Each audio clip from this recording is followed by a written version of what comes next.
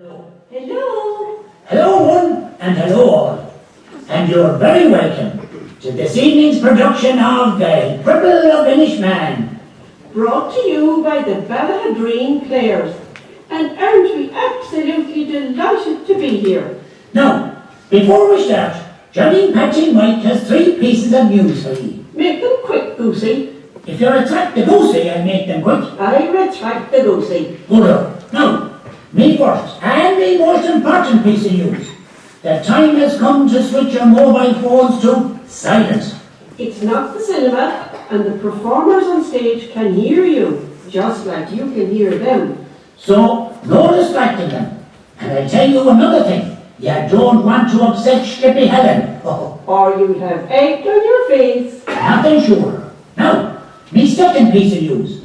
There will be a short interval between Act 1 and Act 2. Just about 10 minutes. So don't go too far. What's the third piece of news? Haven't I getting to it? We'll get to it so. My third piece of news is to enjoy the show and let those around you enjoy it too. What if there's an emergency? I nearly forgot. Oh yes. If there is an emergency, exit through your nearest fire exit. Right. So sit back, relax, and enjoy the show. Now it's like this. If you like a show, clap like mad at the end. And if you don't, Clap anyways. Do we have a deal? Good on.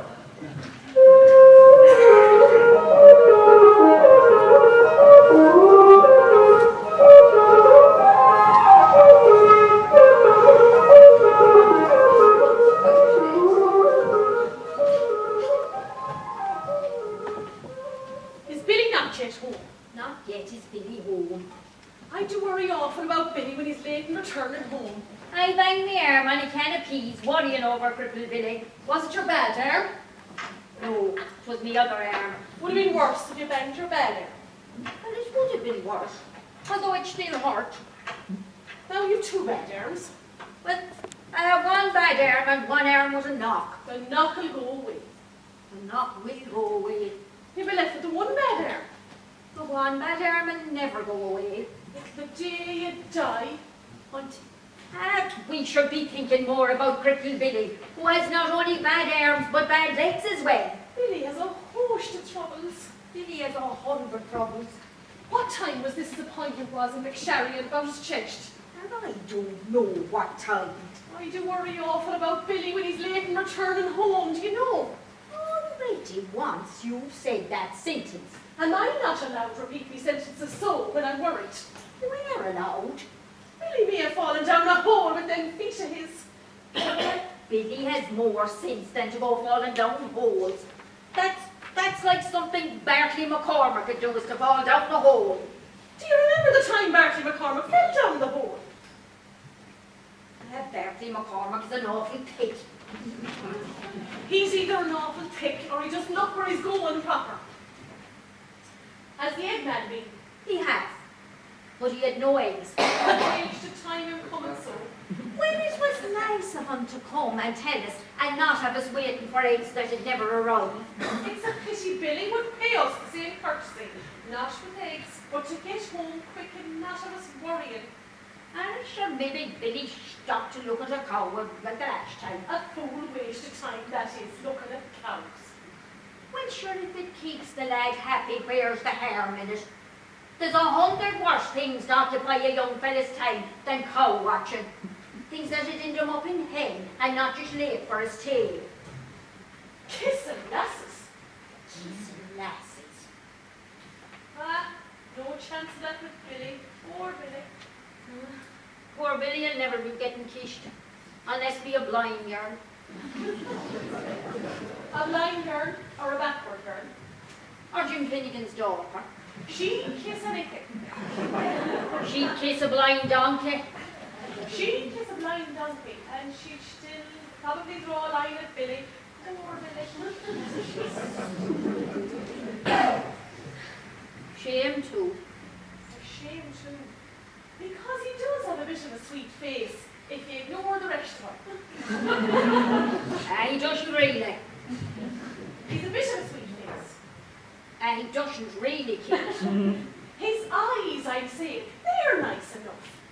Well, now, not what wanting to be cruel to Billy, but I've seen nicer eyes on a goat. If he had a bit of a personality, you'd say, all fair and good. But what has Billy Bear staring at cows?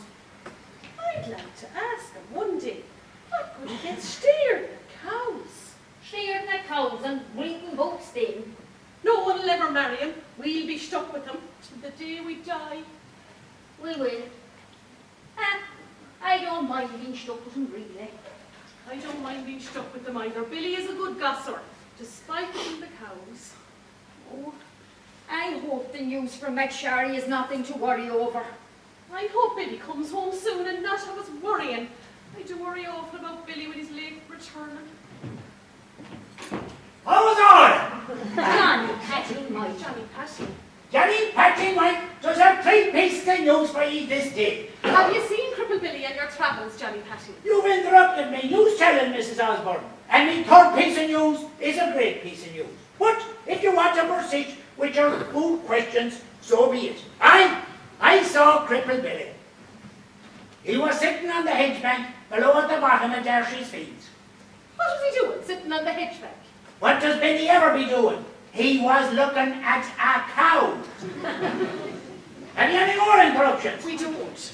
Well, I will get on with my news telling so, and I will keep the best piece of news till the end. Just to keep ye waiting. Now, my first piece of news. The fellow over there in Little Moor, and he broke into another fella's house. He stole a book, and he hid it into the sea. Sure, that's no news at all. Well, I suppose it's not, only that the fella was the other fella's brother, and the book he pegged into the sea was the Holy Bible. Lord saints. That's no news at all. That is news, Johnny Patty, and big news. I know well that's big news, and if there's any more doubting about how big my news is, I will be off down the road where my news will be more appreciated. Your news is appreciated, Johnny Patty. We never once doubted how big your news was, Johnny Patty. My second piece of news.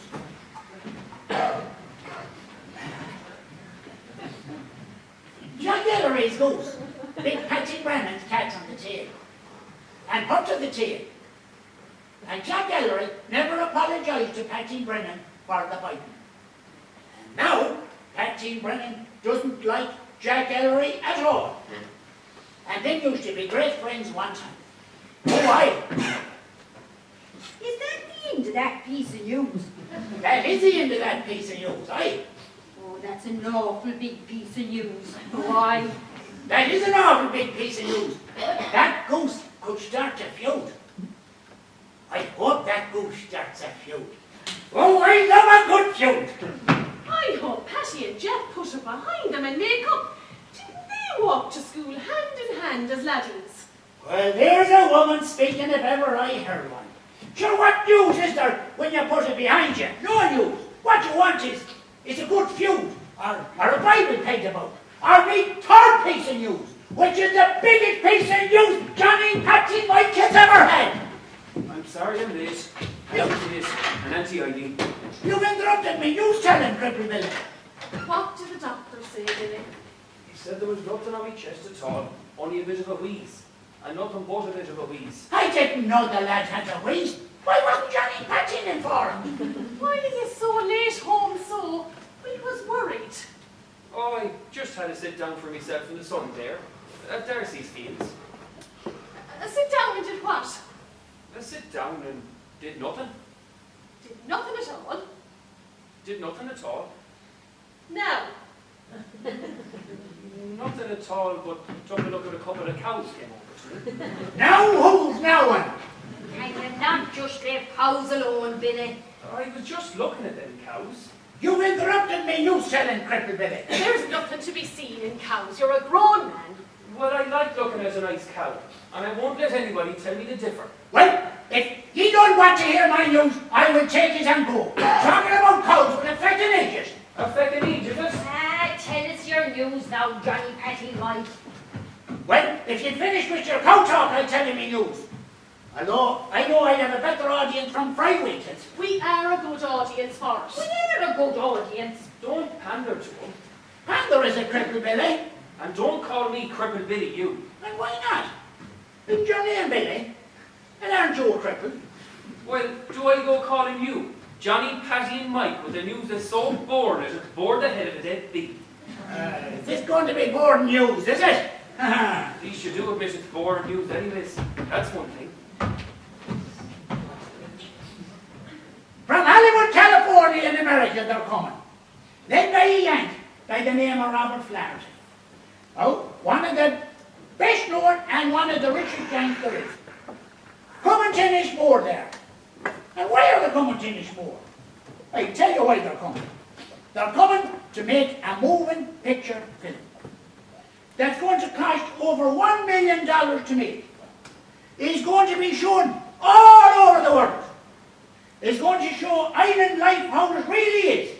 And it's going to make film stars of any lads or lassies that might be chosen to take part. Bring them back to Hollywood with them, where they'll have a life free of work. Well, only acting work, which isn't really work at all. It's only talking. No. Coleman King has been chosen for a part in this film. On $100 a week. And if Coleman King can get a part in a moving picture film, anyone can get a part. Because Coleman King is as ugly as a brick of baked shite. and sorry for the language, but I'm only being descriptive. No. Johnny Patching foresees the little exodus to the big island of any lads or lasses that might have film star looks about them or might want to make their mark in America. Aye, of course now, that rules out all in this household. Without a doubt. Unless they're looking for cripples or ingrates. Aye, aye.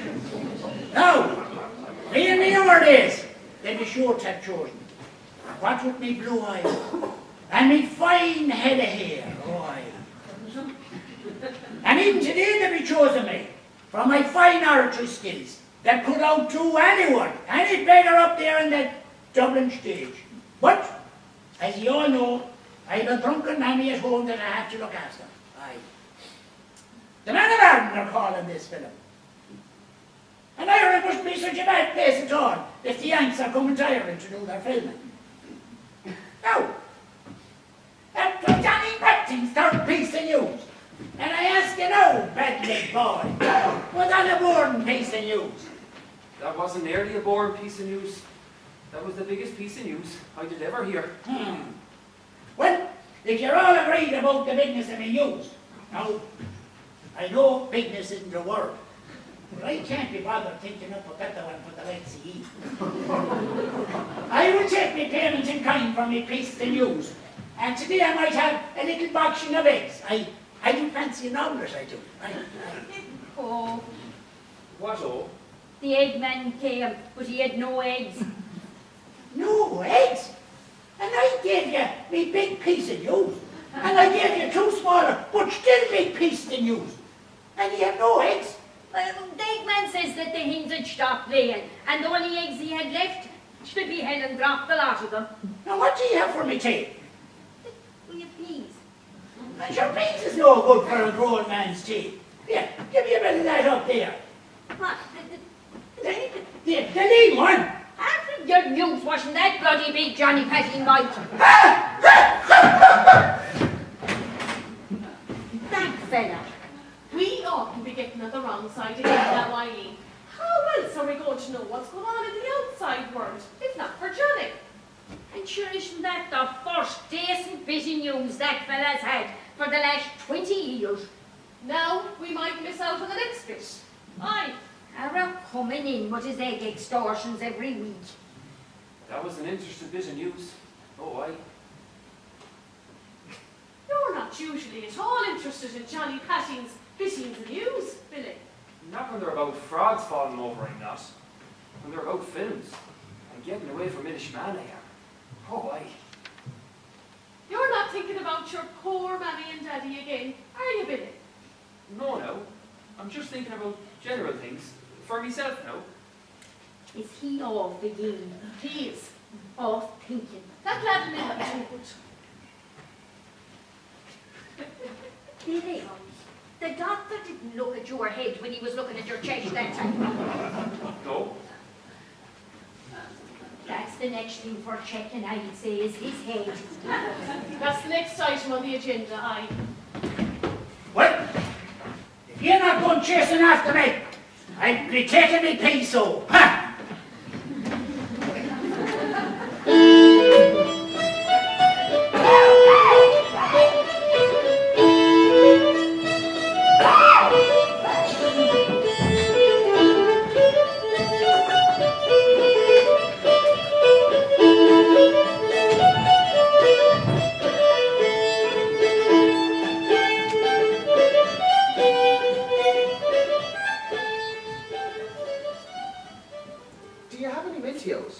We have only what you see, Bertie McCormick. In America they do it Mintios. I should go to America then so. Me Auntie Mary did send me 7 Mintios in a package. Well, fair play to your Auntie Mary. From Boston, Massachusetts. Oh, Boston, Massachusetts. But you have not. We have only what you see. You should go get some Mintios really, because Mintios are nice sweeties. You should go ordering some in. Or you should get someone from America to go send you some, in a package.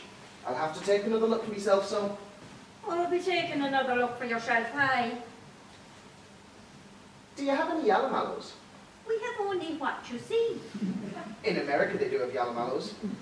I suppose your auntie did send you some in a package. No, she sent me a photograph of some in a package. The only real sweetie she sent me were the 7 Mintios. Although it would have been better if she sent me 4 Mintios and 3 yallomallows. So I could have had like a selection, you know. Or 4 yallomallows and 3 Mintios. But if truth be told, I was happy enough with the 7 Mintios, really. Although the photograph of the yallomallows did raise me curiosity about them. But you have none.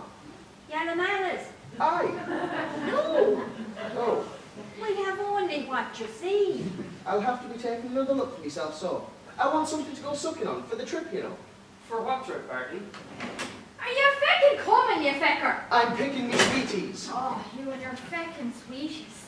Lassie sweared no. Lassie swearing aye. And why shouldn't lassies be swearing? When it's an hour for their aged feckin' brother they're kept waiting. Hello, Cripple Billy. Hello there, Helen. Another old book you're going reading? What is? You never stop, do you? I don't. Or, I do sometimes stop. I heard that you did drop all the eggs on the eggman last weekend and broke the lot of them. I didn't drop them eggs at all. I went pegging them at Father Barrett. Got him banging the gob with 4 of them in it. You went pegging eggs at Father Barrett. I did, aye. Are you repeat me now, missus? But you're pegging eggs as a priest. That's surely against God. Aaron, maybe it is. But if God went touching me arse at choir practice, I'd peg eggs at that figure too. Father Barrett went touching your behind at choir practice. Not me behind, missus. Me arse, missus. Oh, I don't believe you at all, Helen McCormick. Now, what the feck do you think I care what you believe? Helen, now. And the worst part of the entire affair, it was a sheer waste of eggs. Because I do like a good egg. Oh, I do. Are you entering the egg debate now, or are you picking your feckin' sweeties? Do you have any Chucky Top Drops, missus? You know what my answer is going to be, don't you, Bartley? Your answer's going to be, you have only what I see. Ah, we're getting somewhere now. I'll have to take another look for myself, so. Are you going on a trip, did Barty say? We're sailing over to Innismore to be in this film they're filming. Ireland mustn't be such a bad place, so if the Yanks want to come here to do their filming. From the entire of the world, they chose Ireland, sure. There's a French fella living in Rossmount nowadays, you know. It's that. What is it again the French fella does do, Helen? Wasn't it some funny thing? Dentist. Dentist. And he goes around speaking French at people too. And everybody just laughs at him, behind his back like, you know. Ireland mustn't be such a bad place if French fellas want to live in Ireland. When is it you're going so, Helen? To the filming? The morning tide tomorrow we're going. I can't wait to go acting in the film. Are you picking or are you talking? I'm picking and talking. You'll be picking talking if your bollocks kicked if you back talk me like that, you think. Oh, Sure. Why would you think that you'd be in the film at all, Fred? Sure looks as pretty as I am. If I can get clergymen groping me arse, it won't be hard rather than pillow fellas around my fingers. Sure, getting clergymen groping your arse doesn't take much skill. It isn't being pretty they go for. It's more being on your own and small. If it's being on your own and small, why so has Cripple Billy never had his arse groped be a priest? You don't know at all the Cripple Billy never had his arse groped be a priest. Have you ever had your arse groped be a priest, Cripple Billy? No. No. I suppose they have to draw the line somewhere. And you're small and often on your own. Have you ever had your arse groped be a priest? Not me arse, no. Do you have any fripple frapples, missus? Missus! Where are you going? What about me sweeties, missus? You've gone and done it now, haven't you? Your old auntie's a mad woman, Cripple Billy. Mrs. Osborne isn't Cripple Billy's auntie. She's only his pretend auntie, same as the other one. Isn't that right, Billy? It is. They only took Billy in when his mammy and daddy went and drowned themselves, after they found out Billy was born a cripple boy. They didn't go and drown themselves. Oh, aye. They only fell overboard in rough seas. And what were they doing sailing in rough seas so? And wasn't it night time too? Trying to get to America, be the mainland they were. Trying to get away from you they were. Be distance or be death, they made no differ to them. Well, how the hell would you know, when you were just a babby at the time? The same as me. I gave Johnny Patty a cheesy pratey one time and he told me. She wasn't let him left their house and down to the waterside. Well, what the hell did he know was in their heads that night? He wasn't in that boat. And sure wasn't there a sack full of stones tied between themselves? That's pure gossip that there was a sack full of stones tied between them. And even Johnny Patty agrees on that one. Maybe he had a telescope. Maybe who had a telescope? Maybe Johnny Patty Mike had a telescope. A differ would having a telescope has. Ah, you and your feckin' telescopes. You're all throwing telescopes into feckin' conversations. Do you know, you can get a great array of telescopes in America. You can see a worm from a mile away. Why would you want to see a worm from a mile away? To see what he was up to. And what do worms usually be up to? Wriggling. Wriggling. And how much do telescopes cost? Oh, $12 for a good one. So you paid $12 to find out worms go wriggling. Aye, I would. You don't have 12 hairs in your bollocks, let alone $12. I don't have $12 in me bollocks. You're right, I saw no sense. Don't, Helen! Ugh! Hurt my ribs that punch did. Feck your ribs! Talking to me like that! Where was we, Cripple Billy? Aye, you're dead, Mammy and Daddy. They didn't go drowning themselves because of me. They loved me. They loved you. Would you love you if you weren't you? You merely love you and you are you. At least Cripple Billy doesn't punch poor lads' ribs in for them. No. And why's that? Because he's too feckin' feeble to. Be like a punch from a wet goose. Did you hear Jack Ellery's goose bit Patty Bennett's cat on the tail and hurt that tail? We did hear. Oh. And Jack didn't even apologise for that goose's biting. And now Patty Byrne... Didn't I just say we feckin' heard, sure? I thought Cripple Billy might have heard. Sure, Billy's too busy thinking about his dead Mammy and Daddy. Aren't you too busy thinking about your dead Mammy and Daddy, Cripple Billy? I am. Never been on the sea since the day they died. Aren't you too scared? I am too scared. What a big sissy are, say Bertie. Ah, sure, anyone with a bitting of a brain is afraid of the sea. I'm not a bitting afraid of the sea. Well, there you go now. Ha! Was that an insult? How would that be an insult, saying you're not a bitting afraid of the sea? Why did Cripple Billy laugh so? Cripple Billy only laughs if Cripple Billy's an odd boy. Isn't that right, Cripple Billy? It is I. Oh, plain out I am. Is it true you got nigh on £100 insurance when your mummy and daddy drowned, Cripple Billy? It is. Oh, jeebies. And do you still have it? I have none of it. Didn't all go on my medical bills at the time. Not even a quarter of it? I don't. Why? No, it's just, if you had a quarter of it, you could probably buy yourself a pretty classy telescope. Oh, you could. Have you to bring telescopes into feckin' Everton, you? I don't, but I like to. You bitch! Leave me! I don't know where he gets that feckin' cheek of a mind. How are ye two sailing to Nishmore so ahead? You've no boat. Babby Bobby Bennett is bringing us in his boat. Are ye paying him? Only in kisses, and a bit of a howl of his hand. Or, at least I hope it's his hand I'll be howling. Although, I've heard it's a big one. Jim Finnegan's daughter was telling me. She knows everybody's. I think she keeps a charge for herself. She doesn't know mine. And you say that like you're proud. I'm sure she wasn't sure if you had one. As vexed and mangled as you are. I have one. Congratulations! But would you mind keeping it to yourself? In more ways than one. The only ones I've ever seen belong to priests. They keep showing them to me. I don't know why. Can't say they've whetted my appetite. What are you gone on mopey for? I don't know now. But I suppose you intimated me Mammy and Daddy preferred death over being stuck with me didn't help matters. I wasn't intimating that at all. I was saying it outright. You don't know what was in their heads that night. Aye, and do you?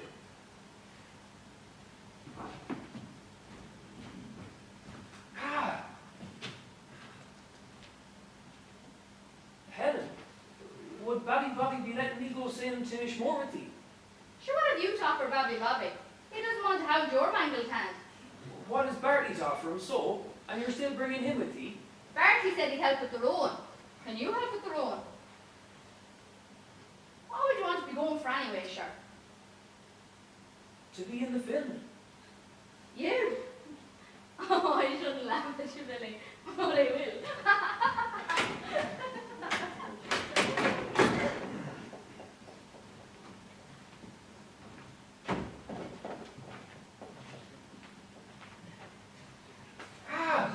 What was that for? Over my dead body will you go to the film in Inishmore, Billy Clavin. I was only thinking of that one, sure. Well, stop thinking aloud. Stop thinking aloud and stop thinking of quiet. There's too much thinking done round this place when you were here. You don't hear the Blessed Virgin going round thinking aloud, do ya? I don't. It's right you don't. And it didn't do her any harm.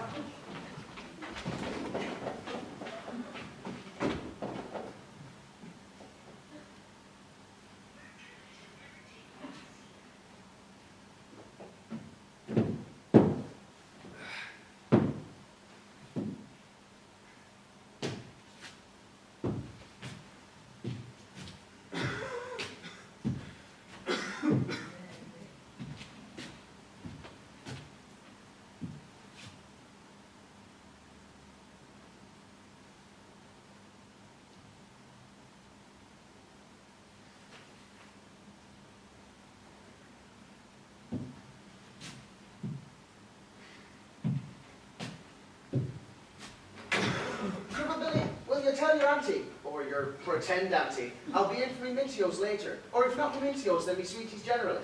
I will, Bartley. Me sisters just after telling me you have an idea of being in the film with us. I did have an awful laugh. That's a great joke, Cripple Billy. Don't go, Bartley. They may even take you to Hollywood. They may even make a star out of you. They might have that, A Bartley. little cripple star. So you'll tell your auntie I'll be in for me Mintios later. Or if not me Mintios, then me... Your sweeties generally. Me sweeties generally. Or if not later, then tomorrow morning. Goodbye, Bartley. Goodbye, Cripple Billy. Or are you feeling all right for yourself there, Cripple Billy? You do look a bit team sad. I'm fine, Bartley. Good-o!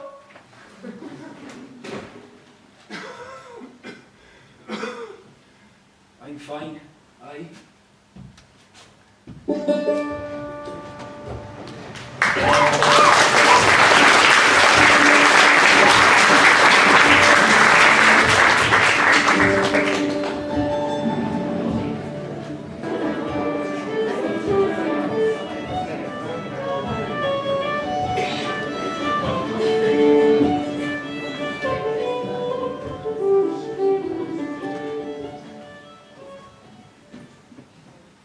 I see you're getting your poor Friday baby, Bobby. I am Johnny Patty. Aye. So you were getting it ready? Didn't I just say I was getting me car up ready? Aye, you did. So you were getting your current ready. Aye. All nice and prepared like. All spick and span like and ready for a tripping or something. Oh, it's a nice boat and it's even more nice now that you're getting it ready like. Ready and prepared like. Ready, prepared and ready like for a tripping or something. If it's a question you have to ask me, Johnny Patting, go ahead and ask me the question and stop beating around the bush like some fool of an ancient schoolchild. I ain't no questions asked. If Johnny Patching has a question to ask, he'd come right out and ask it. No beating about the bush with Johnny Patching. Oh, no. I was just commenting on how nice your boating was and how well prepared it was like for a trip or something. Or all nice and ready like.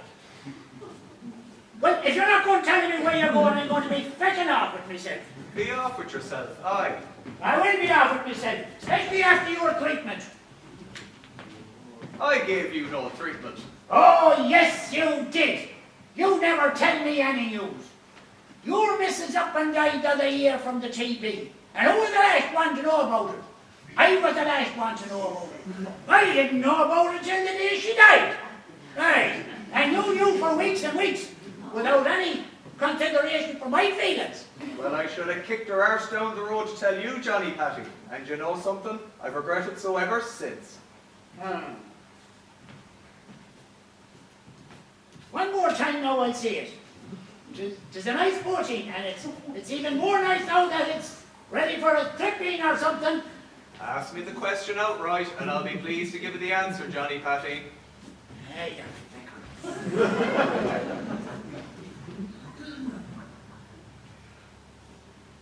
Stupid feckin' idiot. Who's that shuffling on the stones? It's Billy Clavin, Bally Bobby.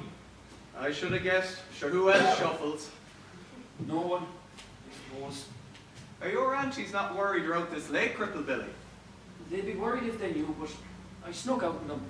You shouldn't sneak out on aunties, Cripple Billy, even if they're funny aunties. Do you think they're funny aunties too, Bally Bobby? Sure, didn't I see your Auntie Kate talking to a stone one time? And she shouts at me for staring at cows. Well now, I wouldn't hold staring at cows up to be the height of sanity now, Billy. Sure, I only go staring at cows to get away from me aunties a while. It isn't for the fun of staring at cows. There is no fun in staring at cows. They just stand there, looking at you like fools. You never throw nothing at them cows. That might liven them up a bit. I wouldn't want to hurt them, sure. You're too kind-hearted as your trouble, Cripple Billy. Sure, cows don't mind you throwing things at them. Sure, didn't I throw a brick at a cow once, and it didn't even move. And I got it, bang, on the arse. Sure, that's no evidence. He may have been a quiet cow. He may have. And try not saying to go pegging bricks at cows. I was drunk when this happened. Just if you're bored, I'm saying. I usually bring a book with me anyways. I've no desire to injure livestock. You could throw the book at the cow. I would rather read the book, Bobby. Sure takes all kinds, I suppose. It does. Are you getting your curry ready there, Bobby? Oh, everyone's awful observant tonight at the scene. Ready to bring Helen and Bartley over to the filming? How did you hear tell of Helen and Bartley's travelling? Helen told me. Helen told you? And geez, I said you get a punch if she let anyone in on the news. I hear she's paying you in kisses for this boat trip. She is. And sure I didn't want any payment at all. It was Helen who insisted on that clause. Wouldn't you want to kiss Helen so? Ah, I do get a bit scared of Helen, I do. She's awful fierce. Why? Would you like to kiss Helen, Cripple Billy? Ah, I can't see Helen ever wanting to kiss a boy like me anyways. Can you, Bobby? No. Wait, so you'd have took the McCormicks without payment at all? I would have. Sure wouldn't mind having a look at this filming business myself. Sure, what harm in bringing passengers along? Would you take me as a passenger too, so? No.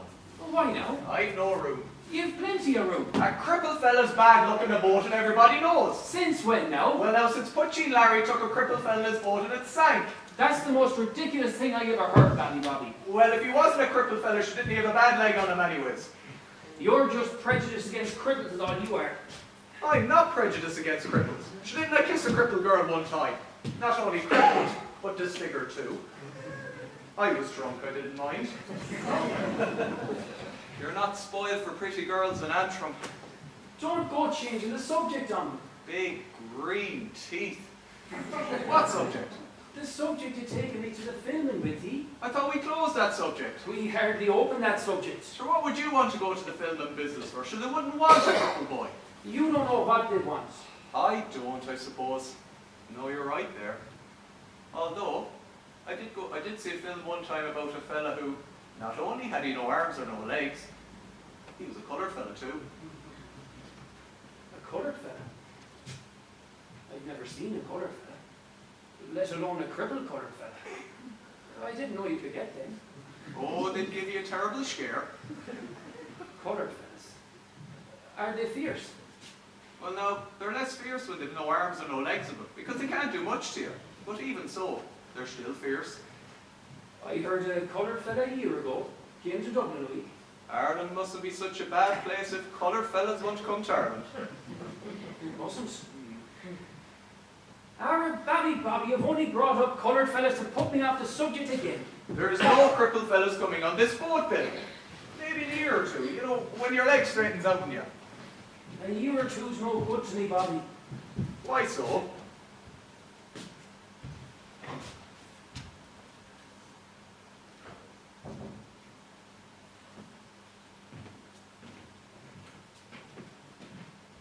What's this? It's a letter from Dr. McSharry, and you've got to promise not to breathe a word of it to another living soul. When did you get this? Just a day ago I got it. Now will you let me go? Your auntie'd be upset at you going. Well, is it their life or is it my life? I'll send word to them from over there. I may only be gone a day or two anyways. I'll get bored awful easy. Will you let me go? 9 o'clock tomorrow morning, be here. Thank you, Bobby. I'll be here. Hang on there. What does that letter say? Ah, Johnny Patty, will you feck off home for yourself? Be sure, Johnny Patty, that letter now, you crippled boy. I won't be showing you my letter. Why won't you be showing it to me? You showed it to him. Handing it over there now, you. Did anybody ever tell you you're a bit rude, Johnny Patty, Mike? I'm rude. I'm rude. And ye two there hogging letters. And letters from doctors are the most interesting kind of letters. And ye have the gall to call me rude. Huh? Hello, Limpy there. Be handing over that letter now, or there'll be things that I heard here tonight, that won't stay secret much longer. Things like what now? Oh, things like rowing schoolies over to Innismore and getting kissed by green-teethed girls in Antrim and the like. Well, I'm not threatening blackmail on you now. Well, all right, so I am threatening blackmail on you because a good news man has to find out if you by hook or by crook. By hook or by crook, Aye. is it? Aye. Well, have this for hook or by crook. Ah! Be letting go of me arm there, you don't you? Or I'll be sending for the constabulary. Be lying down there in the sand here for yourself. You're running from the police, cripple boy. Or shuffling anyway. I won't. I'll be standing here watching. And accomplice that makes you. Good up. What are you doing, fella? Will you get off me arse? Billy, go get me a stone. A big stone. A Midland-sized stone. What do you want the stones for? To peg them at your head till you promise not to bandy me business about You'll you. never get me to make a promise like that. I can withstand any torture. Like Ken Barry I am. I promise. Well, that withstand didn't last fucking long. Listen, I wouldn't get treatment like that in England. And there's all friends in me here. Well, take that sand home to your drunken mammy, so. Leave my nanny out of it now, you. And be remembering that promise. Under duress that promise was made. I don't care if it was made under a dog's arsehole, you'll be remembering it. Fat she. I've wanted to peg stones, that old fella said, for 15 years. I'd never get up the courage to peg stones at his head. Ah, you shouldn't peg stones at an old fella's head. But didn't he drive me to it? So, you finally plucked up the courage to travel to Innismore, and you're scared of the sea. I did. We'll meet at 9 tomorrow, so. We better make it a Cripple Billy in case Johnny Patty lets the cat out of the bag. Do you not trust him so? Well now, I trust him as much as I trust you to carry a pint for me without spilling it. That wasn't a nice thing to say, Babby Bobby. Sure, I'm a hard character, me. You're not a hard character at all, Babby Bobby. You're a soft character. You know, me wife Annie joined at the same thing. TB. But at least I'd a year to spend with her, so 3 months is no time. I won't even see the summer in. Do you remember the time Annie made me the jam roly-polies? When I had the chicken pox? And the smile she gave me then? Was it nice jam roly-poly? Not really, Bobby. No, poor Annie couldn't cook jam roly-poly for the life of her. Ah, I still miss her, despite her awful puddings. Well, I was glad I could help you, Cripple Billy, you know, in the time you've left. Would you do me a favour, Bobby Bob? Would you not call me Cripple Billy anymore, though? Sure, what do you want to be called, so? Well, just Billy. Oh, all right, so, Billy. And you? Would you rather just be called Bobby and not Babby Bobby? For why? I don't know, Bobby. I don't like being called Babby Bobby. What's wrong with it? Nothing, I suppose. I'll see you tomorrow, so Babby Bobby. I'll see you in the morning, Cripple Billy. Didn't I just say? I know, I forgot. Oh, and Billy, I'm sorry.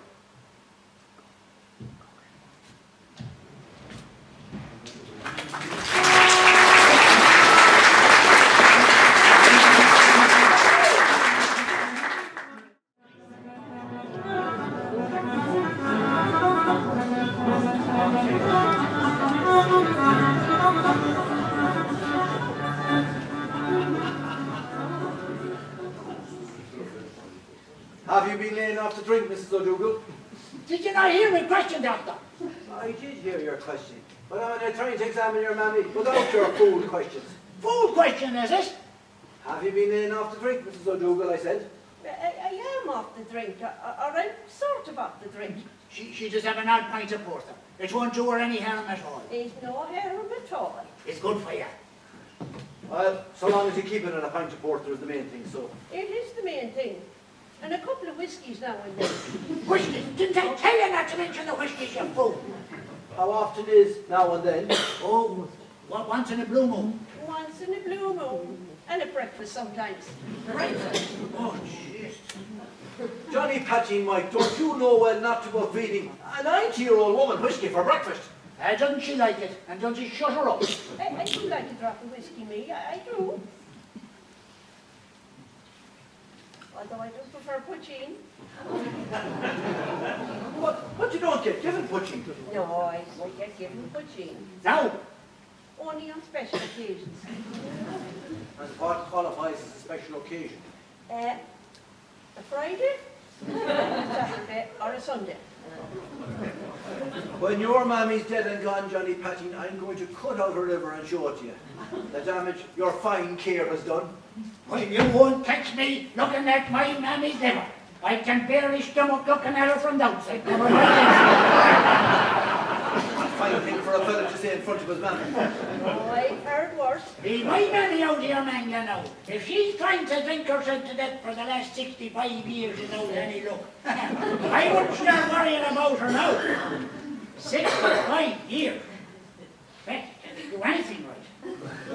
Why do you want to drink yourself dead, Mrs. O'Dougall? Lost me husband, Donald. It be a sharp. 1871. It by a sharp. Oh, you should be trying to get over that by now, Mrs. O'Dougall. Oh, I do try, Doctor, but I can't. A lovely man he was. Living with this goose all these years. It just brings the shot back to me, Doctor. Who you calling Goosey a hairy-lipped fool? Didn't I go out of my way to bring Dr. McCharry home to you this day? Aye, just so you could go nosing into Cripple Billy Clavin's business is all. Oh, no. Why do you always go spilling the beans, you lump? I'm an honest woman, me, Johnny Patty. Honest, my hairy hole. And you didn't. If I'm only here under false pretenses... Oh, you are not, Doctor. No. Mammy, she was very poorly there this morning. Cough, Mammy, cough. she seems to be over the worst of it now. Aye. But now that you are here, Doctor, tell me, what's the matter with Cripple Billy? Would he ever be in a terrible way, would he? Could it ever be life-threatening? It must be very serious. Were you writing letters to him? Did you ever hear of a thing called doctor-patient confidentiality, Johnny Patty? Oh, I did indeed. And I think it's a great thing. Aye. Well, tell me, what's the matter with Cripple Billy? I'm going to cut open the head of yours one day, Johnny Patting, and find nothing inside it at all. Don't be changing the subject now, you. What's the matter? Maybe this is a clue. The subject. The inside of the head. He's the brain tumour. Well, tell me he's the brain tumour, doctor. Oh, that'll be all big news I altogether. wasn't aware of anything like that.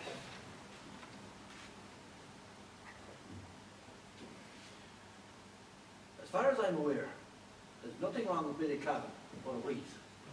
And it would be better if you didn't go spreading your fool gossip about him. Polio. He's polio. Come back here, you! You can't be going having all that news yourself.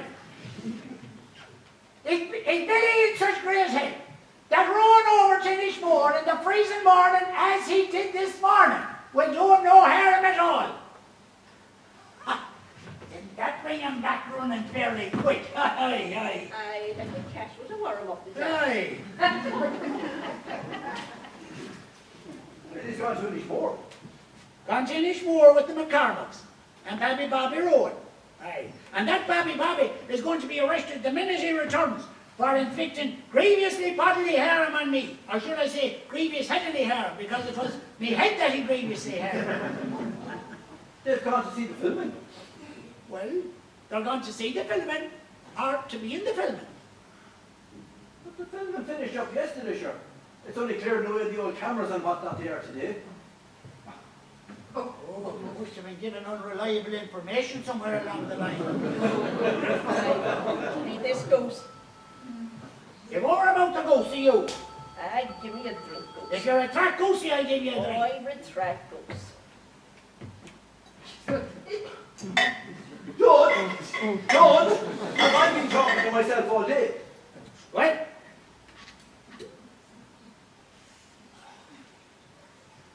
Maybe you'd like to drink yourself, doctor, now that I've stunned you with me Cripple Billy revelations. What do I care about your arse-faced revelations? Well, we'll see if you were singing the same tune when Billy comes home dead.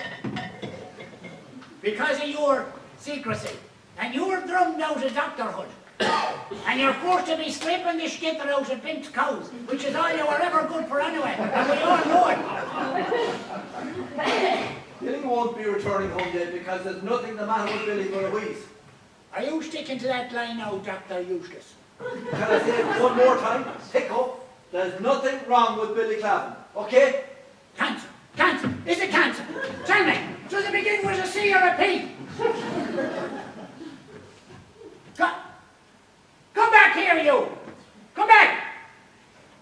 Ah, you're talking to thin air, you fool. I get to the bottom of this, McSherry, one way or the other, by hook or by crook.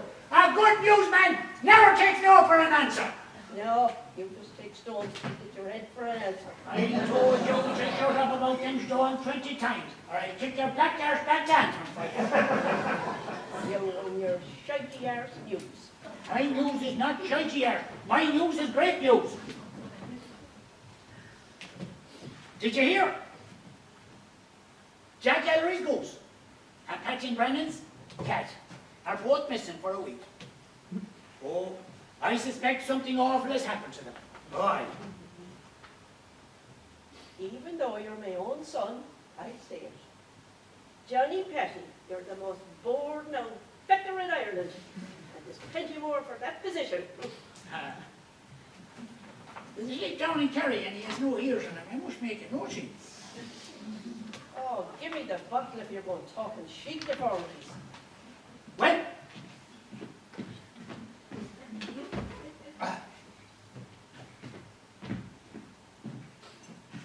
sheep deformities is very interesting news. Is the most interesting news other than serious illnesses and that. Aye.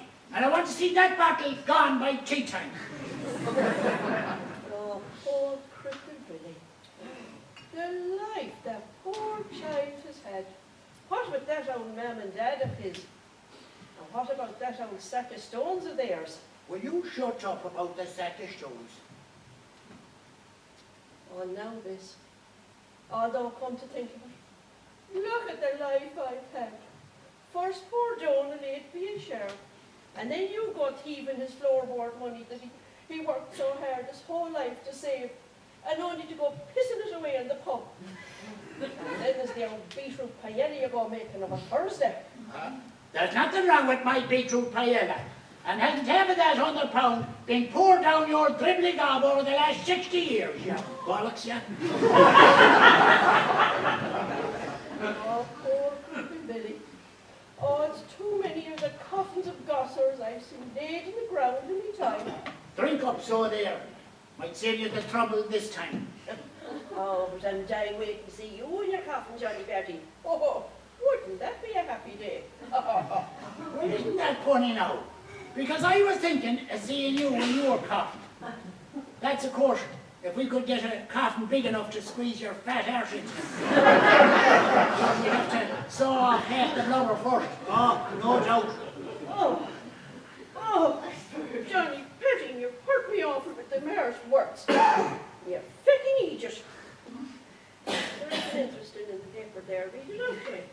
There's a fella here, rose to power in Germany, and he has an awful funny moustache on him. Oh, sure he has funny moustache. Aye, aye. Oh, that is a funny moustache. Aye.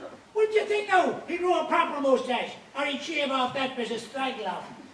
You know, that fella looks like he's between two minds. Aye, aye.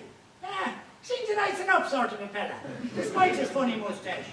Ah, good luck to him. There's a German came to live out there over in Connemara, out in Anway. Lord, Ireland mustn't be such a bad place if Germans want to come and live here. No, them all want to come to Ireland. Germans, Gentish, everybody. And why, I wonder? Because in Ireland the people are so friendly. Of course they are. Everyone knows that. Isn't that what we're famous for? I suppose so. Cancer. I put my money on the cancer.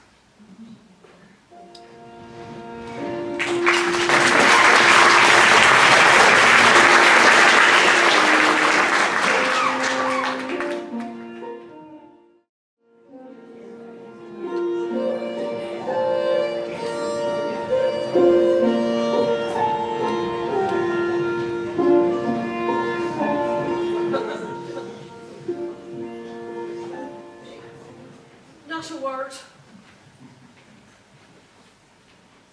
Not a word. Not a word. Not a word. Not a word. Not a word. Not a word. Not a word. Not a word. Oh, how many times are you going to say not a word, Kate? Am I not allowed to repeat not a word, so I'll be terrified over Billy's travellings? You are allowed, but 1 or 2 times, and not 10 times. Billy is going to go the same way as Mammy and Daddy went, dead and buried by the age of 20. Do you ever look on the optimistic side, Jim? I do look on the optimistic side. But I fear we'll never see Cripple Billy alive again. I suppose Billy could have left us a note at minimum to say that he was going to Innismore and not have us hearing the news from that old Johnny Patty mite. Not a word, not a word. And he reveling in his news telling and his intimating over lectors and doctors. I fear Johnny Patty knows something about Billy he's not telling us. And when has Johnny Patty never known anything and not told? Should that fella tell him a hot farts? Do you think? I know. I still worry over Cripple Billy though.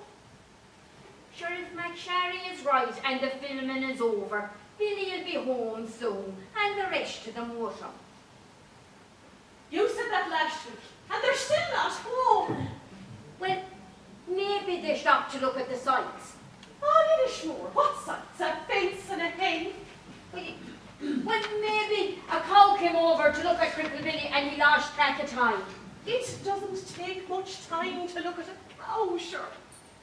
Well, you used to take an agent off into stones, as well as I remember.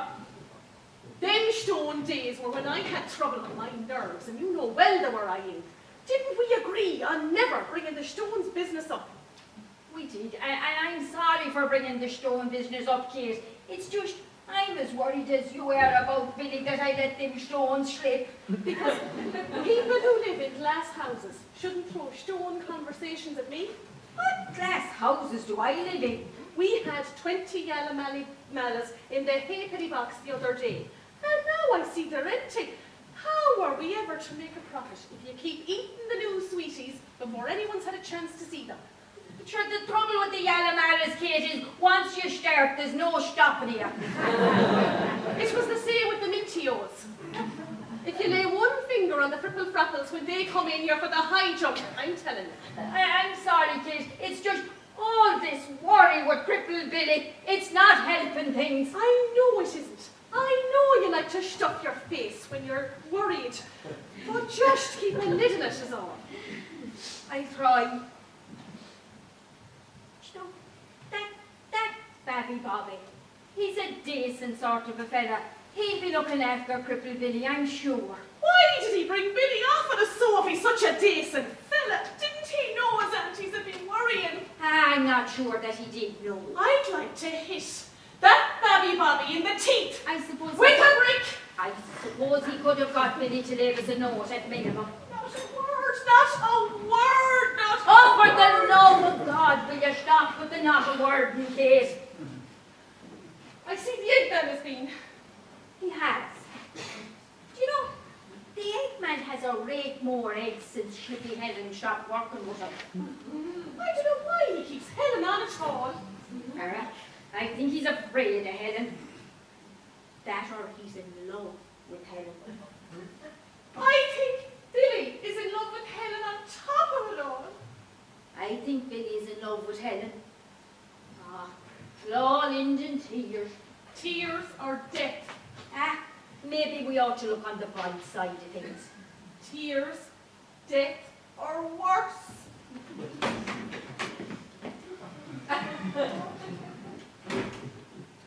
Johnny, Patty, Mike. Johnny, Patty, Mike. Johnny, Patty, Mike, you got 3 pieces of news for telling me this day. Only tell us if it's happy news, because we're a bit depressed today, we are. I have a piece of news about the Innis Cripple, but I will be leaving that till my 3rd piece of news. Just to keep you away.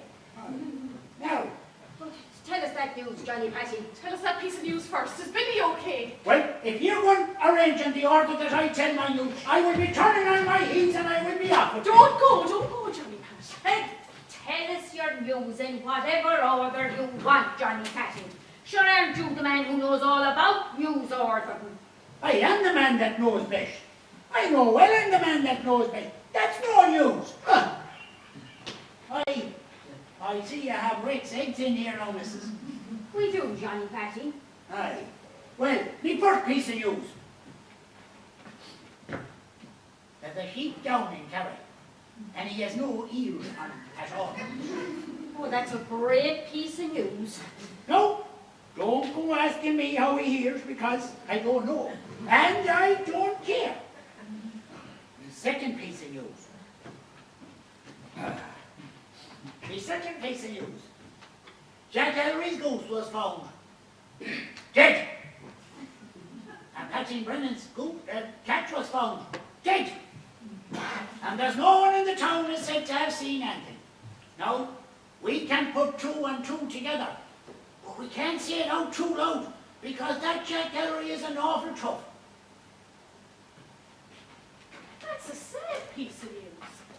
Because now it sounds like a feud is starting. Oh, a feud is starting, and won't be stopped till one or both of them are slaughtered. Ah, good. Well, I will take my 6 eggs now for the omelette I promised me mammy a fortnight ago. And what about the 3rd piece of news, Johnny Patty? Oh, I mentioned me mammy, and no one even asked me how she is. Oh, it's the height of politeness in this quarter. How is your man, Johnny Pat? Oh, she's fine, despite my best efforts. Are you still trying to kill your mammy with the drink, Johnny Patty? I am, but it's no use. A fortune in booze that bitch has cost me over. She'll never go. Well, I have my eggs, And I've given you me 2 pieces of news, so I suppose my business is finished here for the day. The third piece of news, Johnny Pat, the third piece of news. Oh, me 3rd piece of news. Wasn't I forgetting? Me 3rd piece of news.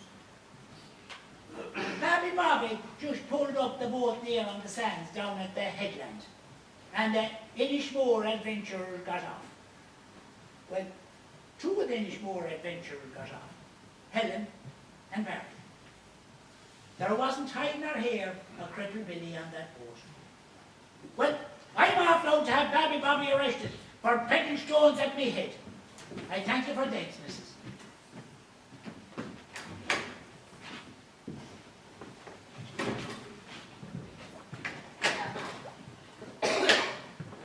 He's gone from us, Eileen, he's gone from us. Ah, we don't know he's gone from us at all. I can feel it in my bones. The minute he left, I knew Cripple Billy's dead and gone.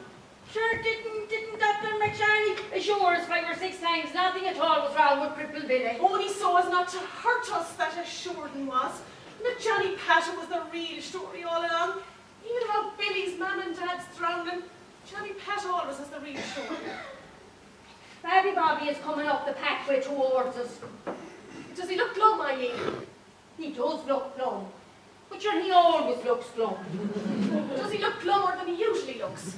He does look glummer. Oh, he's after taking the hat off of him now. That's an awful bad sign, taking the hat. Ah, maybe it's just being gentlemanly he is. Babby Bobby. Sure, Babby Bobby pegs bricks at cows.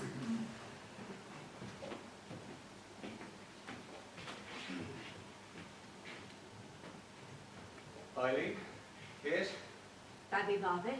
be sitting yourself down there a minute now, Eileen. I've news to be telling you.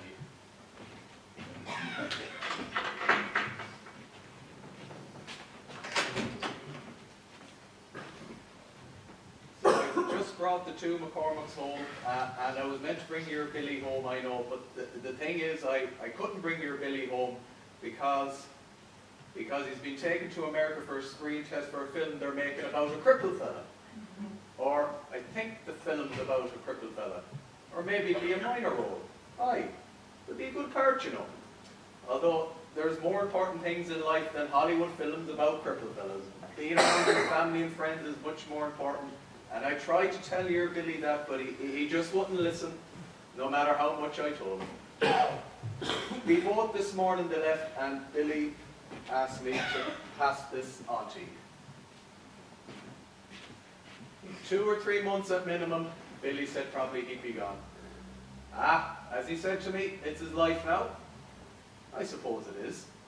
Well, I hope it works out for him anyways. Well, that's all there is. I'll be seeing you. Be seeing you, Babby Bobby. Be seeing you, Babby Bobby.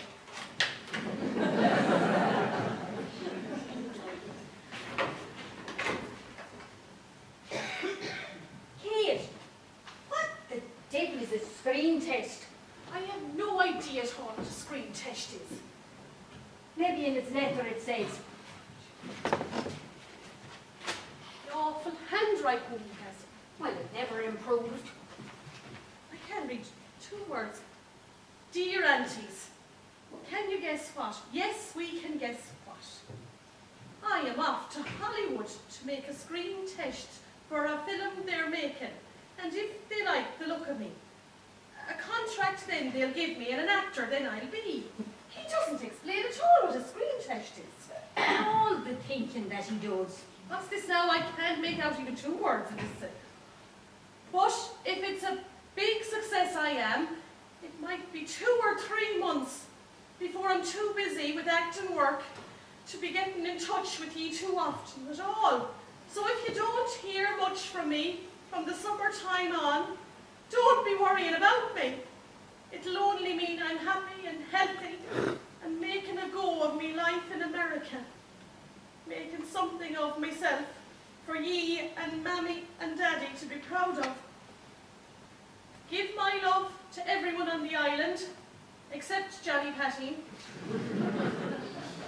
And take care of yourselves, Kate and Eileen. Ye moan the world to me. Oh, mean. Yours sincerely, Billy Clavin. Turned his back on us, he has, Eileen. And us worrying our heads off over him. After all we've done for him down the years. We took him in and we took care of him and we didn't care that he was a cripple boy at all. The shame he brought on us. The shame. And this is how he repays us. I hope that the boat sinks before it gets him to America. I hope he drowns like his mammy and daddy drowned before us.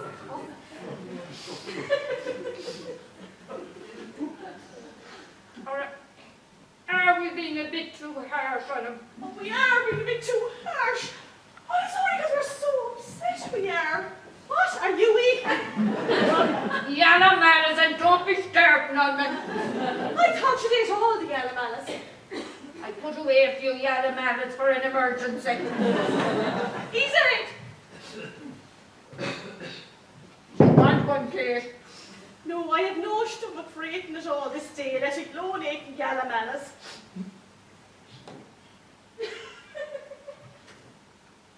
We'll see Cripple Billy again, won't we, Kate?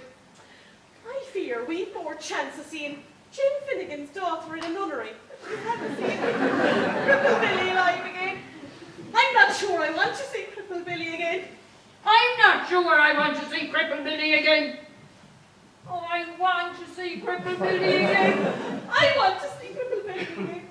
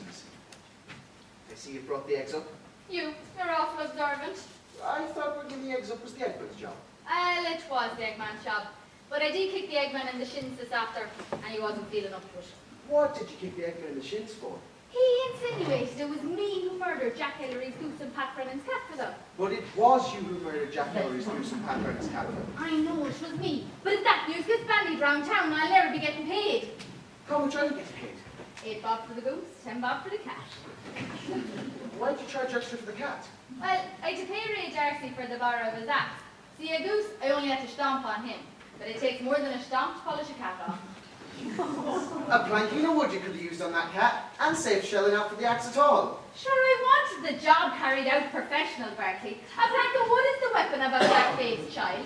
I wouldn't use a plank of wood in a blue arse fly. What would you use on a blue arse fly? I wouldn't choose a thing on a blue arse fly. Sure, there's no money involved in killing blue arse flies. Jim Finnegan's daughter killed 12 worms one day. I'd be breathing on them.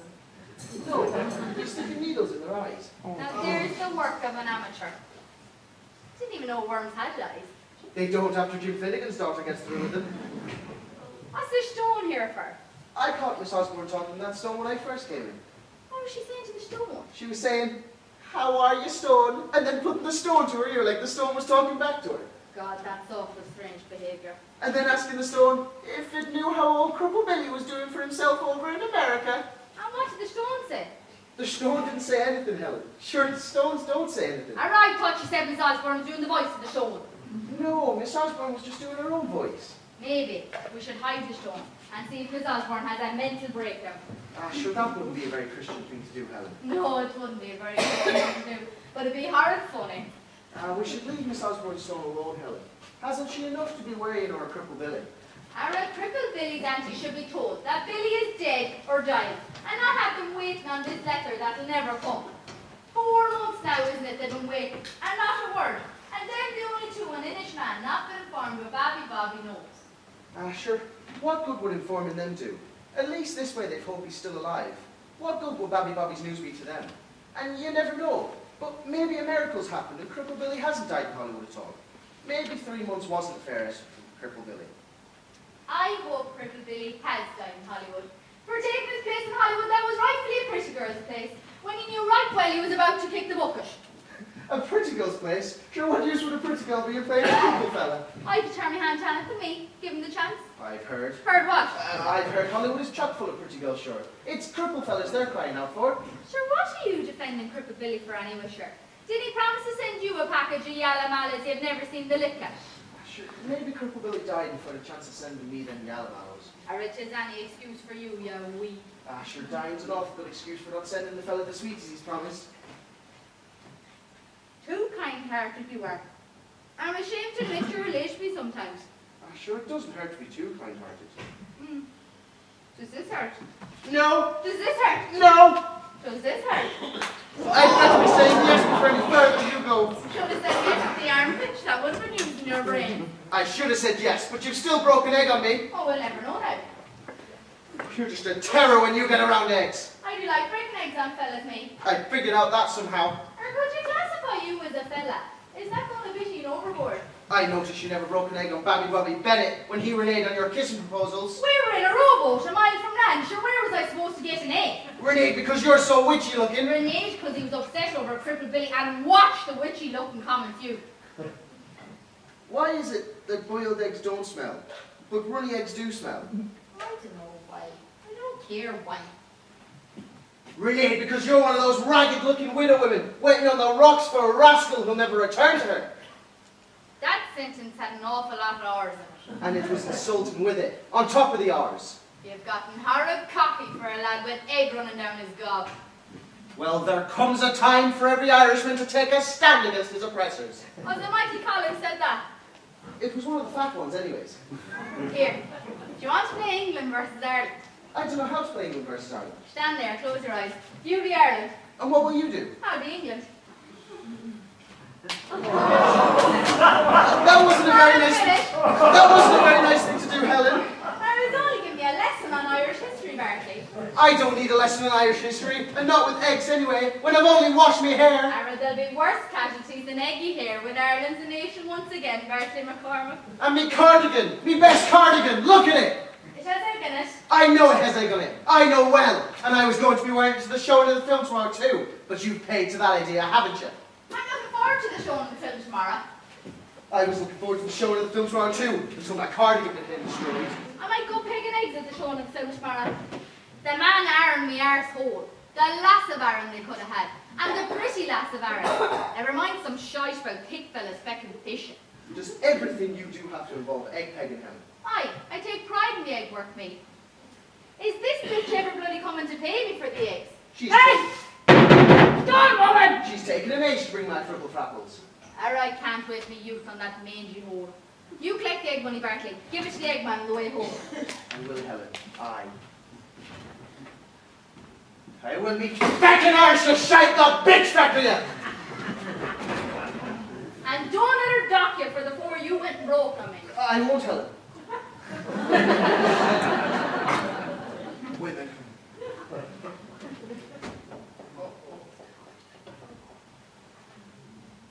Oh, hello, Bartley. What can I be getting for you? You've gone in the back to look for me Cripple frapples, missus.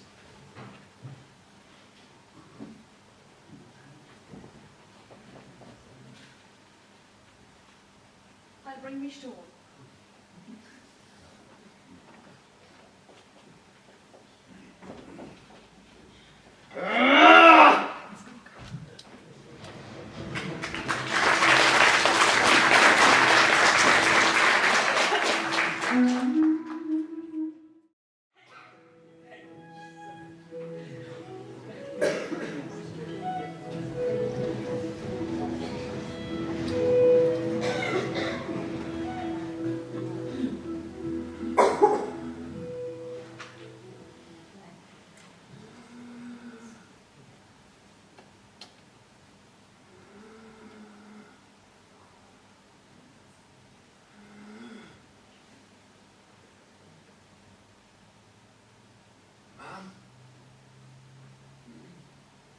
Fear I'm not longer for this world, ma'am.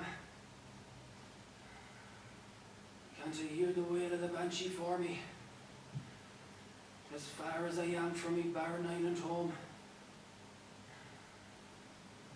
A home barren. Aye. Yet proud and generous with it. Yet turned me back on the I did. To end up alone and dying in a $1 rooming house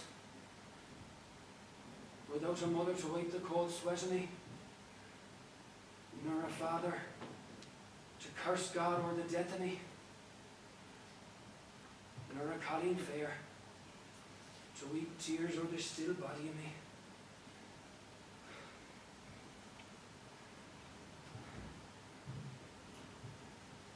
A body still, aye, yet a body noble, and unbowed with it, an Irishman, just an Irishman, with a decent heart on him, and a decent head in him, and a decent spirit, not broken, be a century's hunger, and a lifetime's oppression. A spirit not broken, no. But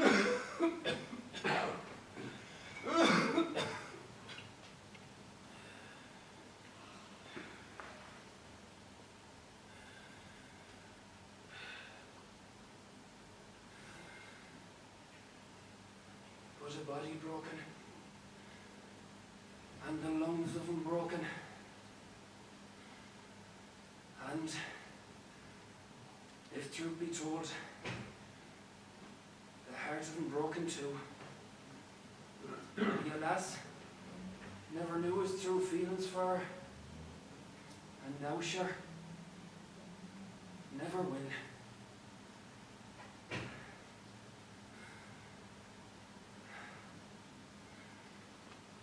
What's this, Marino, that you're saying to me?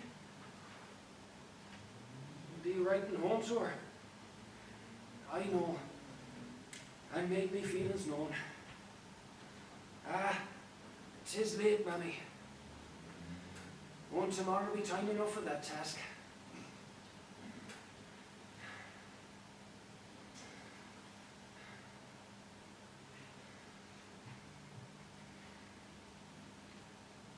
Farewell, father,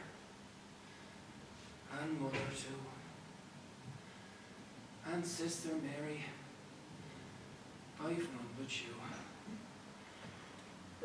For my brother,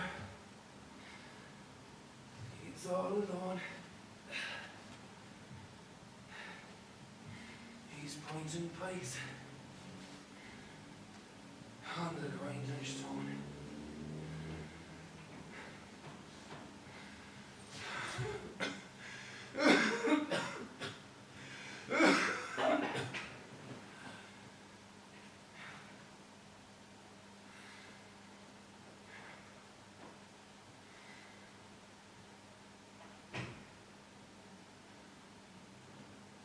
What would heaven be like, Mommy?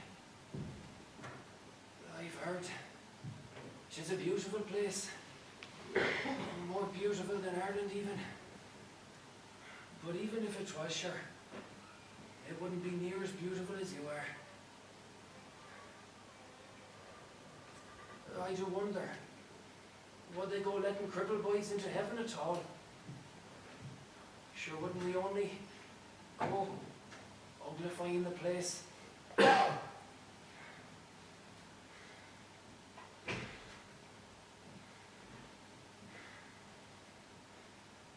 'Twas in old Ireland this young man died. And in old Ireland his body's laid. All the good people that do pass by, may the Lord have mercy on this croppy boy.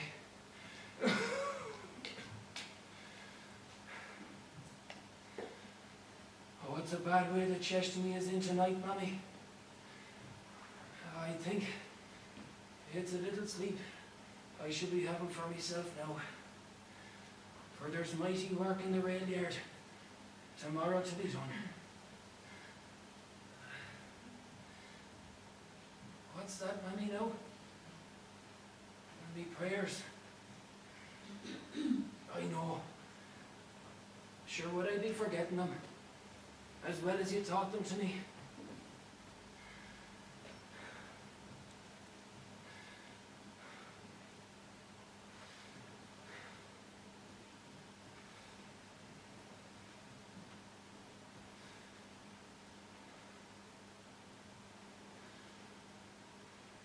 And now I lay me down to sleep. I pray to God my soul to keep. But if I die before I wake, I pray to God. I pray to God.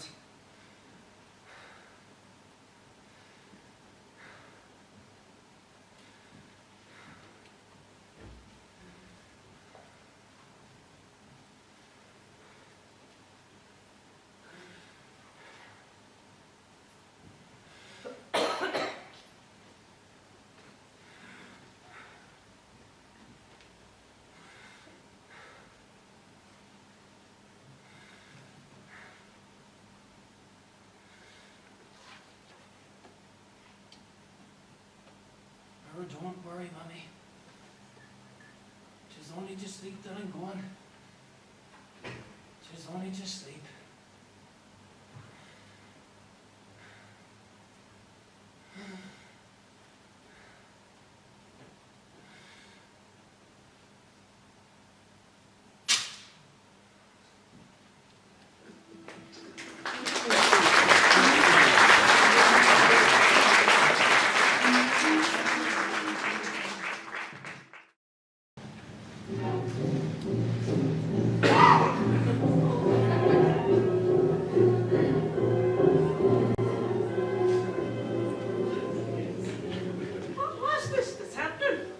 Look like that's happening. Aren't they going catching a shark, missus? And a big shark.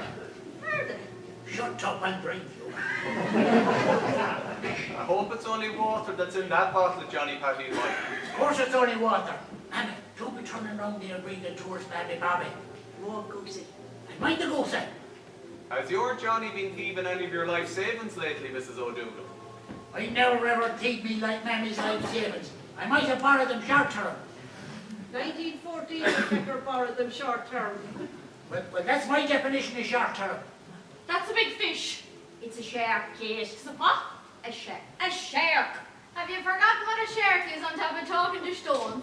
'Tis mostly off America you do get sharks, missus. And a host of sharks. And so close to the shore sometimes they do come. You wouldn't even need a telescope to spot them. Oh, no. Oh, telescopes, Jesus.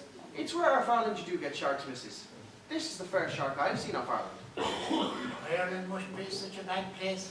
When the sharks are coming to Ireland. Bobby, you weren't in long with the police at all when you was taken down for Johnny Pat's head stolen. How comes? Oh, the guard just laughed when he'd heard of Johnny Pat's head stolen. Use a prick next time, he said, and stop piddling around with stones. That girl was thrown out of the police. Or at least spiteful right rumours spread about him anyway. Oh, and we all know who the man for that job will be. He just made his wife with a broker. Sure is that news? They don't let you into the police unless you bet your wife with the poker. Actually, that's an outright lie anyways about the guard who was wife with poker. Sure, a bitty of rubber hose is all he used. Not a word from him. Is Stoney off again? Ah, she is. Hi, Stoney. And will you leave her alone, Kate? Have they not caught this shark yet? I think an hour it seems like they've been at it. Uh-huh. 3 minutes would be more accurate. If it was me had role in this film, the fecker wouldn't have lasted long. One good clobber and we'd all go home. One good clobber with Ray Darcy's axe, I suppose. Cut the axe talk, you. Doesn't shark clobbering take a sight more effort than cat dissecting? Wasn't this the check? Wait till I get your pump! Just you feckin' wet! Ah, that hurts, Helen, that hurts! I know it hurts! It's the most that feckin' hurt! I'll be leaving Barkley alone now, Helen. Up your arse, you Babby Bobby Bennett, you feckin' kister nigger, ya. Do you want to step outside with me? I wouldn't like to know. Shut your hole, so. I've been kissing and called anyways. A side of lamb minimum. This news will get me from Jack Ellery and Patty Brennan. Oh, aye. You'll be eating that lamb with a broken neck. If that news gets bandied about before Jack and Pat have paid up, you feck. Oh, aye. Look at the size of that fella's nose! Look at the size of that fella's nose, I said! Have you been falling down any holes lately, Bartley? Missus, sure wasn't I 7 when I fell down that bloody hole I fell down? Do you have to keep bringing that up every year?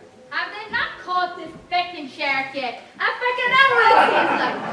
Don't be pegging any more eggs at the film, Helen. Sure, the 5 you pegged at the poor woman in it enough. Not nearly enough. I didn't get her in the glove once, the bitch. You'll ruin the Eggman's bed sheets anyways. I read the Eggman's bed sheets are used to be an eggy. How do you know the Eggman's bed sheets are used to be an eggy? Jim Finnegan's daughter was telling me. You should leave that shark alone. Sure, he's doing no harm. And sure, what news is there with even a shark alone? What you want is a dead shark. A dead shark, aye. Or a shark with no ears on him. Dead shark or a shark getting kissed by green-teethed girls for anthem. Do you want a belt, you mentioning green teeth girls? Well, you interrupted me and me man is shark debate. You should just teach him a bit, and then leave the poor gosser alone. And since when did you fall in love with sharks? Was it the shark that let me tell you? It was a shark that said, Daddy. But Jesus says, forgive and forget. He didn't say to forgive and forget sharks. Sharks have no ears to begin with anyways. No, Bobby was saying a shark with no ears. Sure, sharks have no ears to begin with anyways. We moved on now from the ears again. What are we on to now? We're on to Jesus forgiving sharks. Oh, that's an awful great topic for conversation. I always preferred Pontius Pilate to Jesus. Jesus always seemed so full of himself. Jesus drove 1,000 pigs into the sea one time. Did you ever hear tell of that story? Drowned a lot of the poor devils. They always seem to gloss over that one in school. I didn't know Jesus could drive. You've gone loopy, missus. Haven't you got pure loopy? I haven't gone. You have your stone was telling me earlier. I did hear that part. You want to be Of course, poor Kate's gone loopy headed. What with the gossip she loved and raised for 16 years, preferring to go to Hollywood for his time with his TV rather than be in the company of her. What? What? Oops. Didn't I say to you? Didn't I say to you? Sure, haven't the right to know about the foster baby dying. Stab them in the back without a fire leave. Can't you keep anything to yourself? Oh, Johnny Patching was never a man for keeping secrets. Well, outside with your soul, see if you keep this big a secret. Who is it? You frightened me, mammy, Bobby. You frightened me, mammy. You won't, Bobby. Go on. That's the last thing I'll let you ever get in my house, you bitch.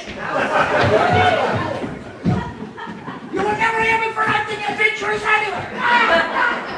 Where's what knows Johnny Will Patch? you get out of me way, missus? I can't see. Sure, what's there to feckin' see anyway? Only more shite with wet jumpers. Mrs. O'Dougall, what now was Johnny Patton saying? TB, Eileen. They say your crippled Billy has TB. No! Well, 4 months ago he was told, and told he'd only 3 months left in him. That means he's probably been dead a month, missus. Simple subtraction, that. 3 from 4. Ah, if that's only your own Johnny Patton's own gossip, I won't be believing it at all. Aye, if it was Johnny Patton's own gossip, she wouldn't need to give a skitter about it. But Babby Bobby's news it was. The night before they said, when Billy showed him a letter from McSherry, and sure Babby Bobby hadn't the heart not to bring him. Didn't his own wife die from the same thing? Oh, she did. And in agony she died. Oh, crippled Billy. All the days and nights I cursed him for not writing to us. Well, how could he write to us at all? Aye, from 6 feet under, that'd be an awful hard task.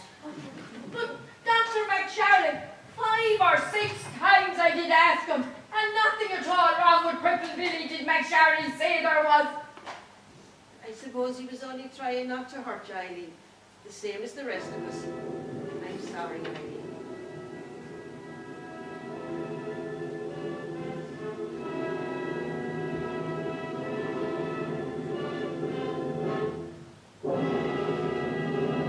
Oh, thank Christ that shite's over. A feckin' pile of shite. And not a telescope in sight. Did they ever catch that shark at the end? I read 'twasn't a shark at all, missus. 'Twas only a tall fella in a grey donkey jacket. How do you know that? Sure, didn't I give the fella a couple of kisses to promise to put me in the next film? And didn't I stamp the bollocks of the feck when his promise turned out untrue? Oh, that fuss or a fell in the donkey jacket, but I just don't know. I'll tell you something, missus. You won't be playing any more sharks anytime soon. The stamp I get today. Are you coming, you fecker? In a minute I'm coming. I didn't want to disturb you until the filming was over. Well, hello there, Cripple Billy. Hello there, Bertie. Just back from America, are you? I am. Uh-huh. And did you get me animals? I didn't, Bertie. Ah, for feck's sake, Cripple Billy, you promised. We only had crippled frapples. Oh, jeebies. Fripple Frapples will do just as nicely. Thank you, Cripple Billy. You're not dead at all, are you, Billy? I'm not. Oh, that's good. What was it so? Did you go right in that doctor's letter, and only to trick Babby Bobby into rowing you, when there was nothing the matter with the health of you at all? I did, Bertie. Well, you're even clever than I thought so, Cripple Billy. Was it from Biggles Goes to Borneo you got that idea? When Biggles tells the cannonball you have the measles. So the cannonball doesn't eat Biggles at all. No, I made the idea up myself, Bertie. Oh, well, it sounds awful similar now, Cripple Billy. Well, I made the idea up myself, Bertie. Well, you're even more clever than I thought so, Cripple Billy. Made a laughing stock out of every fecker and Innis man. All thought you'd gone and croaked it, like Egypts, me included. Fair play to you. Not everyone on Innis man. Some of us only thought you'd run off. And run off because you couldn't stand the sight of them that reared you. Not for a second was that true, Auntie Eileen. And wasn't the reason I returned that I couldn't bear to be parted from you any longer? Didn't I take my screen test not a month ago and have the Yanks say to me that the part was mine? But I had to tell them it was no go, no matter how much money they offered me, because I know now it isn't in Hollywood that's the place for me. It's here, on Innis Man, with the people I love and the people who love me back. Ireland must be such a bad place, so if cripple fellas turned down Hollywood to come to Ireland. To tell you the truth, Bertie, it wasn't an awful big thing at all to turn down Hollywood. What with the airspace lines they had me reading for them.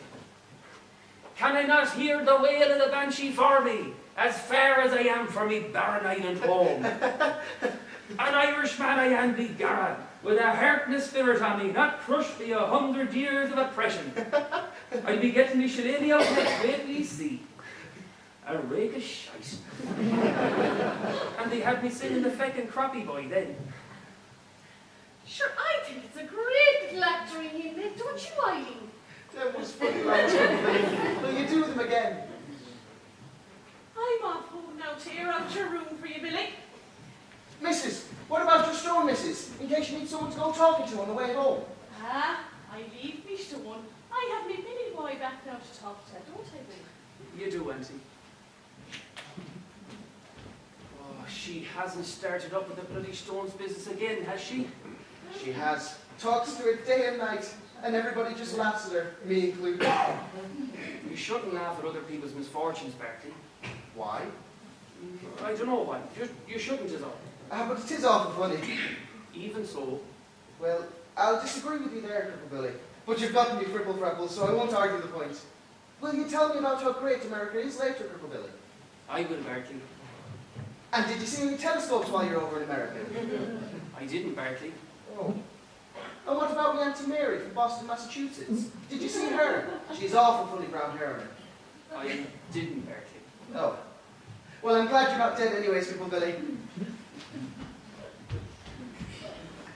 That's all Bertie wants to hear anyways, is how great America is.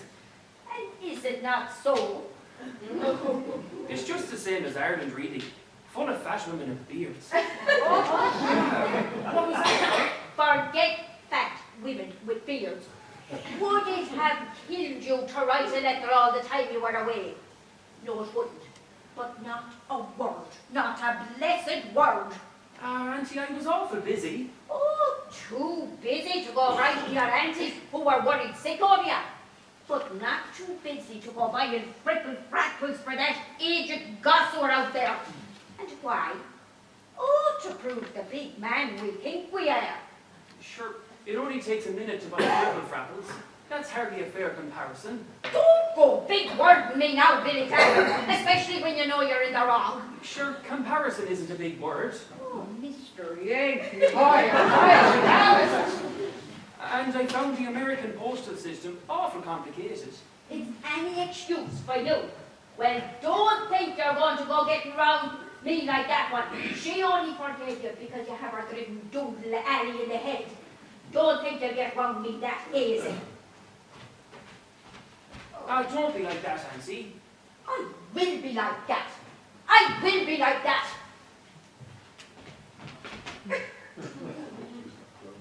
And I suppose you'll be wanting pretty cakes for your tea. I would, Auntie.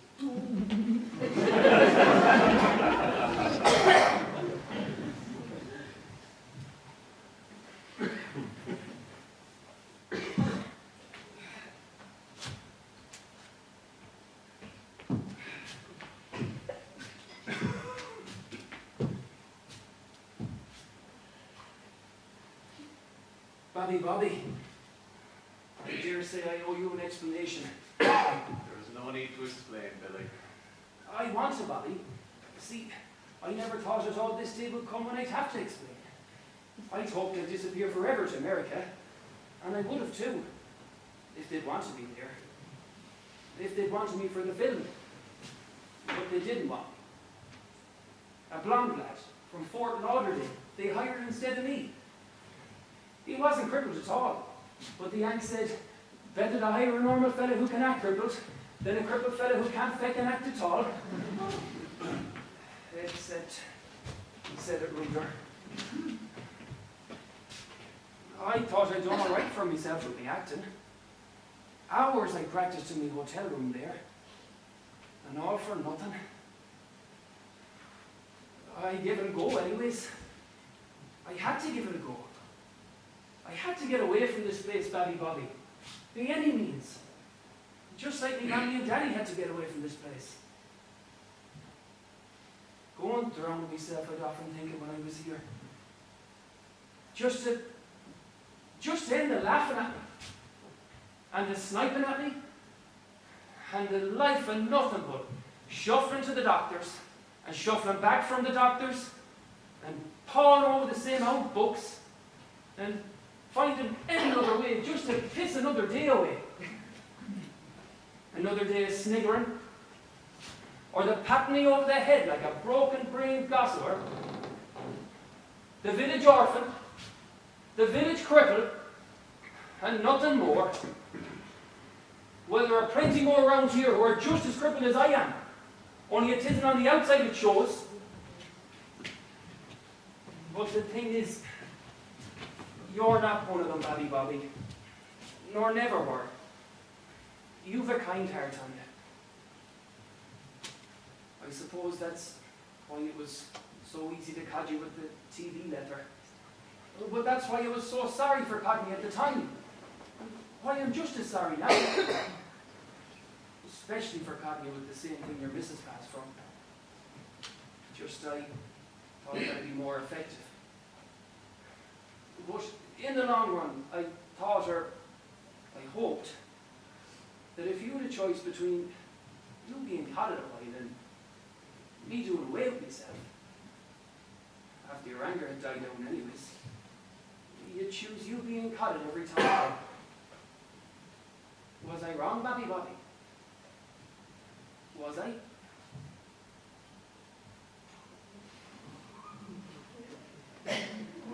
Aye. No, Bobby, no!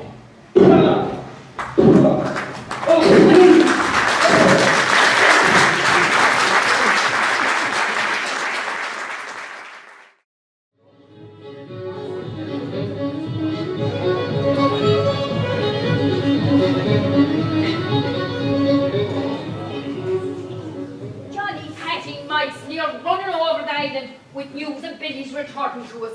This is a big day for news. He has a loaf of bread in one hand and a leg of mutton under each arm.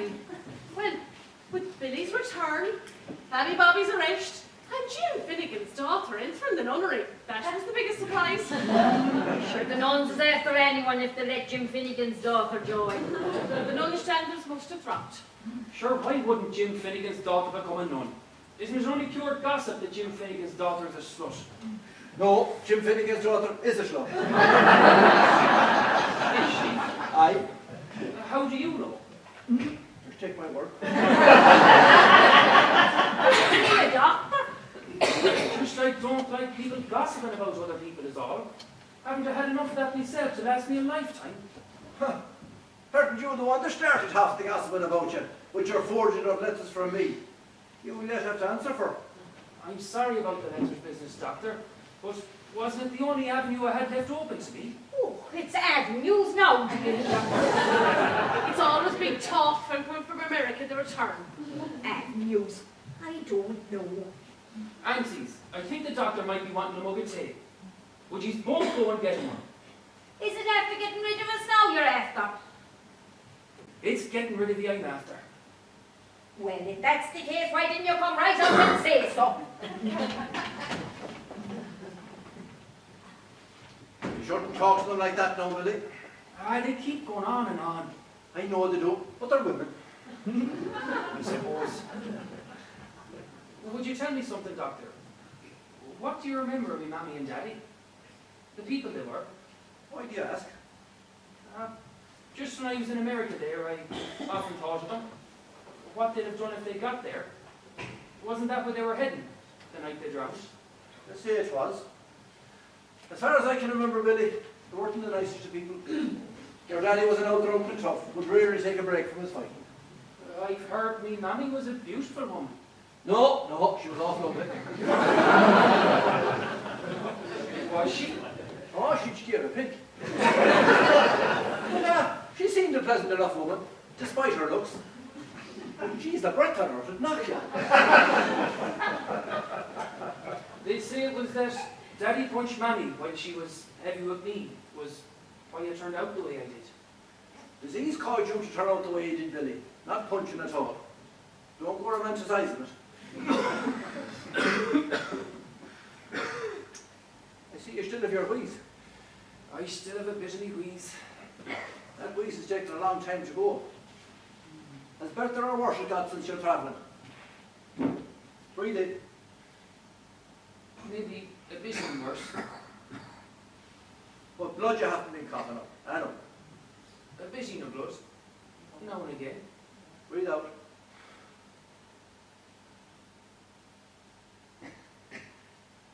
How often is now and again, Billy?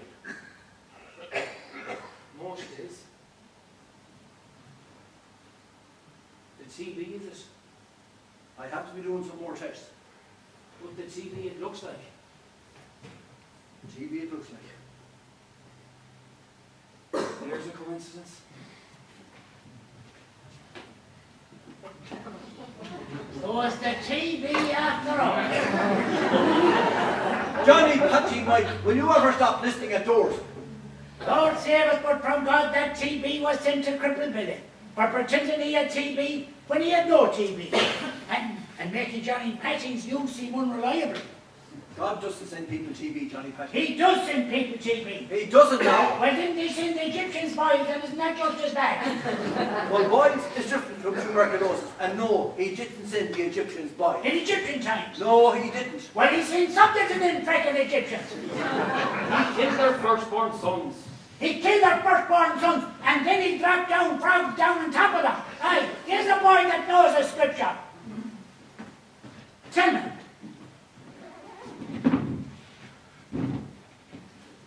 Do your mammies know yet that you were the TB criminal? No, they don't know.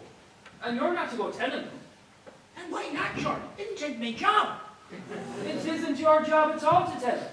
And haven't you enough news for one day? Can't you do me a favour for once in your life? For once in your life, is it? Aye. All right, so. I won't tell them. Thank you, Johnny Patty. Johnny Patchin is a kind-hearted Christian man. Aye.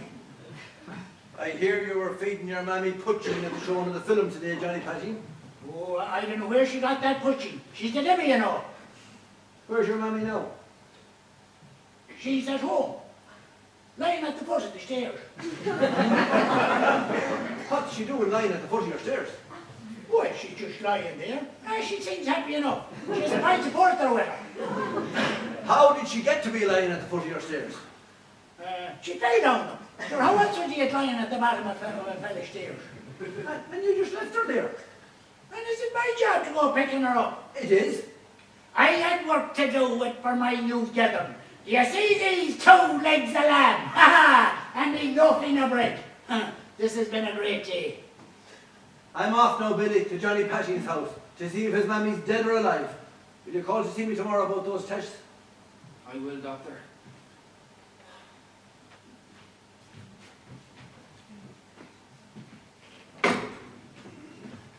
Mammy isn't lying at the foot of the stairs at all. But I just can't bear the company of that boring fat. That wasn't a nice thing to do, Johnny Patty. Well, no, you're not the world's greatest authority in nice things to be doing, Cripple Billy, now, are ya? I'm not at that, I suppose. Do what you want and fetch everyone else's. Johnny Patchin's my motto. Did you hear McSharry talking about me mammy when you were listening at the door? I did. A bit, I did. And was he accurate about her? Well, Oh, isn't it always on this subject your lips stay sealed? Yet on every other subject, from feuds or geese to your name and be lonely fellas, your lips go flapping like a cabbage in the breeze. well, now that you go mentioning feuds or geese, did you hear the latest? You know, the way we thought that Jack Ellery and Patty Brennan were apt to go killing each other over the slaughter of the goose and the cat. Well, you know what? A school child seen them this morning, kissing the faces of each other in a hay barn.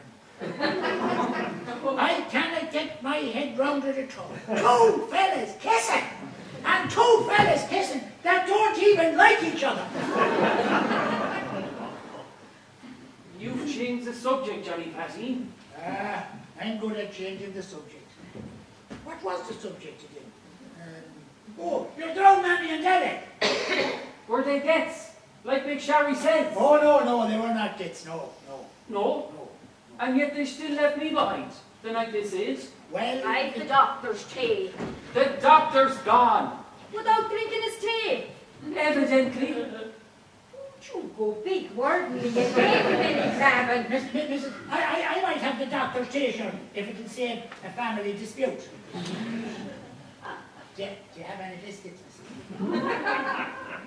You're changing the subject again, aren't you? Oh, I am not changing the subject. I do fancy a biscuit, I do. We have no biscuits. I bet you have rakes of biscuits. What have you up there on that shelf behind the peas? More peas. You'd order too many peas. Sure, peas is no good for a man's tea. He'd be called you unless he was an odd sort of a fella. And there's no one could call Johnny Patchy Mike an odd sort of a fella. Oh, no.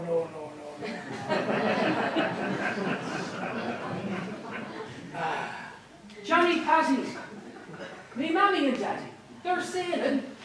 That's ancient news, Billy. Leave it alone. Sure. If the lad wants to hear it, sure, let him be hearing it. You're not going telling him. Here.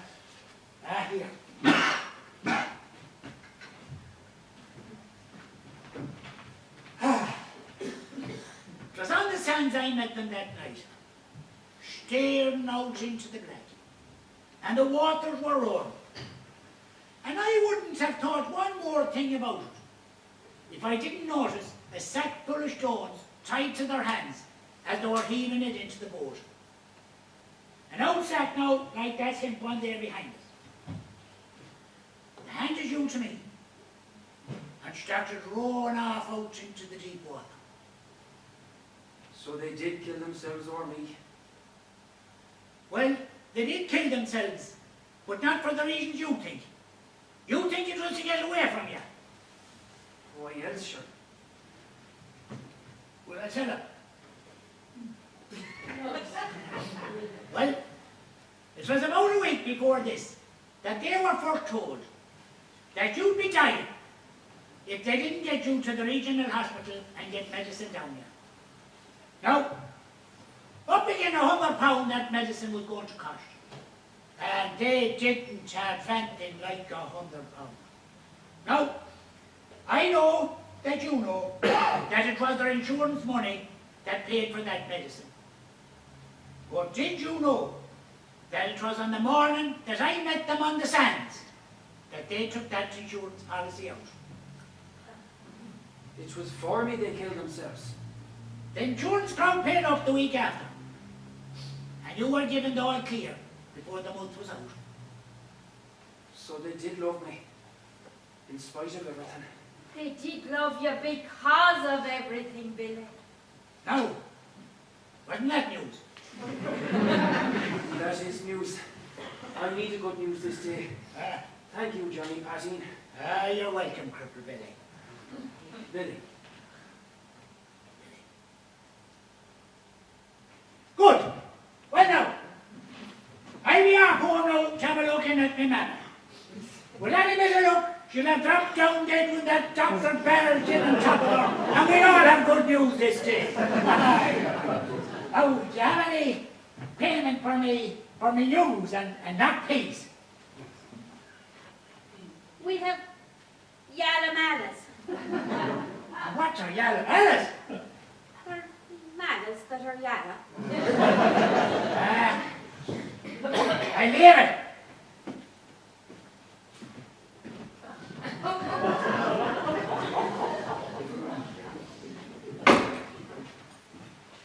You should have told me before, Auntie. I didn't know how you'd take the news, Billy. You still should have told me. The truth is always less hard than you fear it's going to be. I'm sorry. And I'm sorry for using evidently on you. And so you should be.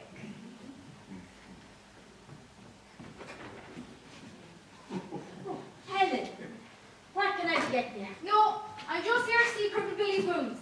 I've heard they're deep. Hello there, Helen. You look like a feckin' fool in that get-up, Cripple Billy. I do, I suppose.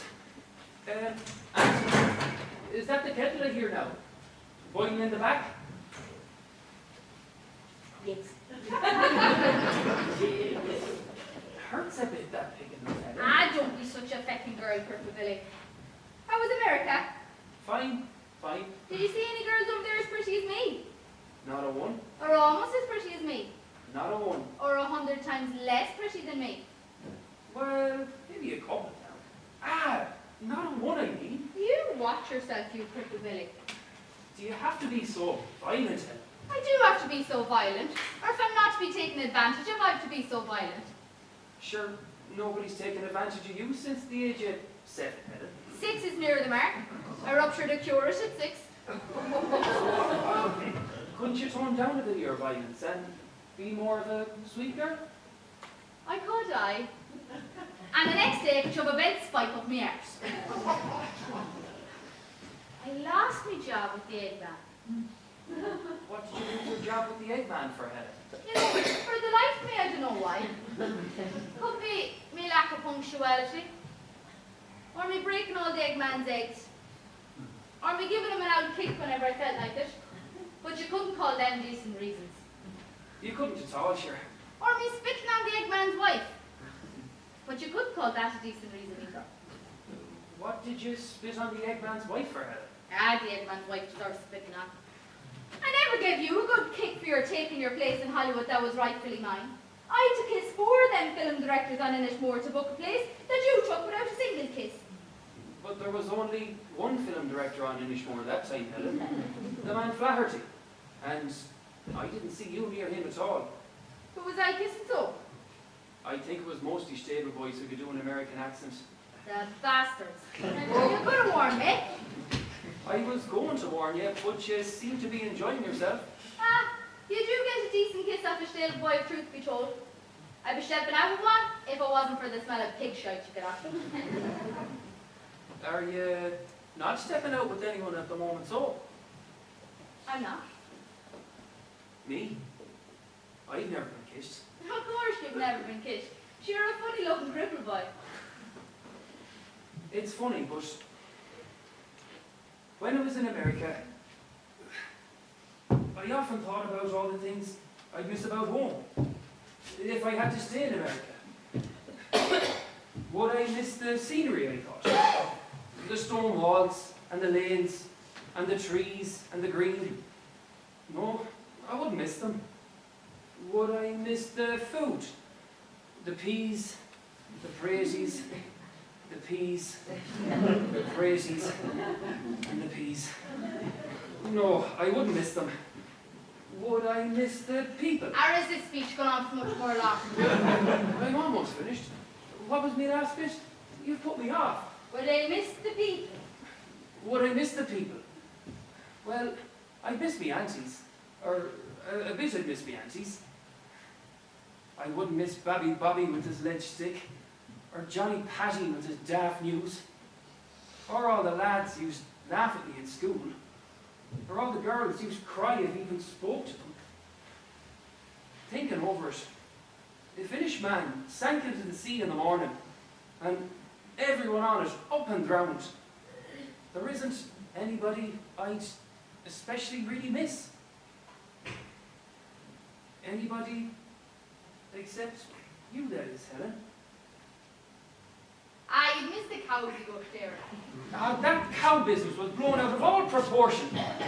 What I was trying to build up to was... Oh, you were trying to build up to something, was you? I was, but you keep interrupting me. You won't build up ahead, so. What I was trying to build up to was... There comes a time in every fella's life when he has to take his heart in his hands and make a try for something. Even though he knows there's a 1 in a million chance of him getting it, he has to chance it all the same. Else, why be alive at all? So, I was wondering, Helen, if maybe sometime, you know, when you're not too busy or something, if maybe, and I know, well, I know great shakes to look at, but I was wondering if maybe you might want to go out walking with me some evening. You know, in a week or two, or something. What would me and you want to go out walking for? I wouldn't be walking anyway. Be shuffling, because you can't walk. I'd have to wait for you every 5 years. What do you mean you want to go out shuffling for? For the company. Their company. And And what? for the way sweethearts be.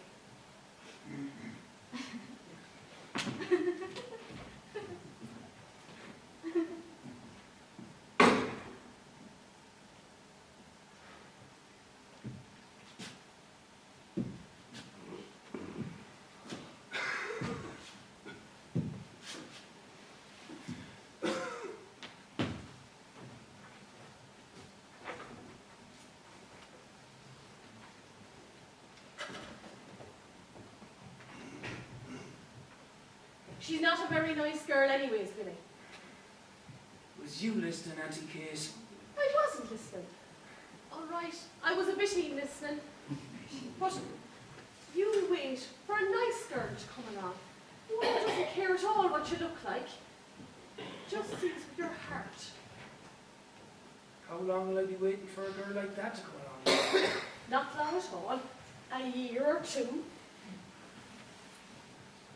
On the outside, 5. 5 years.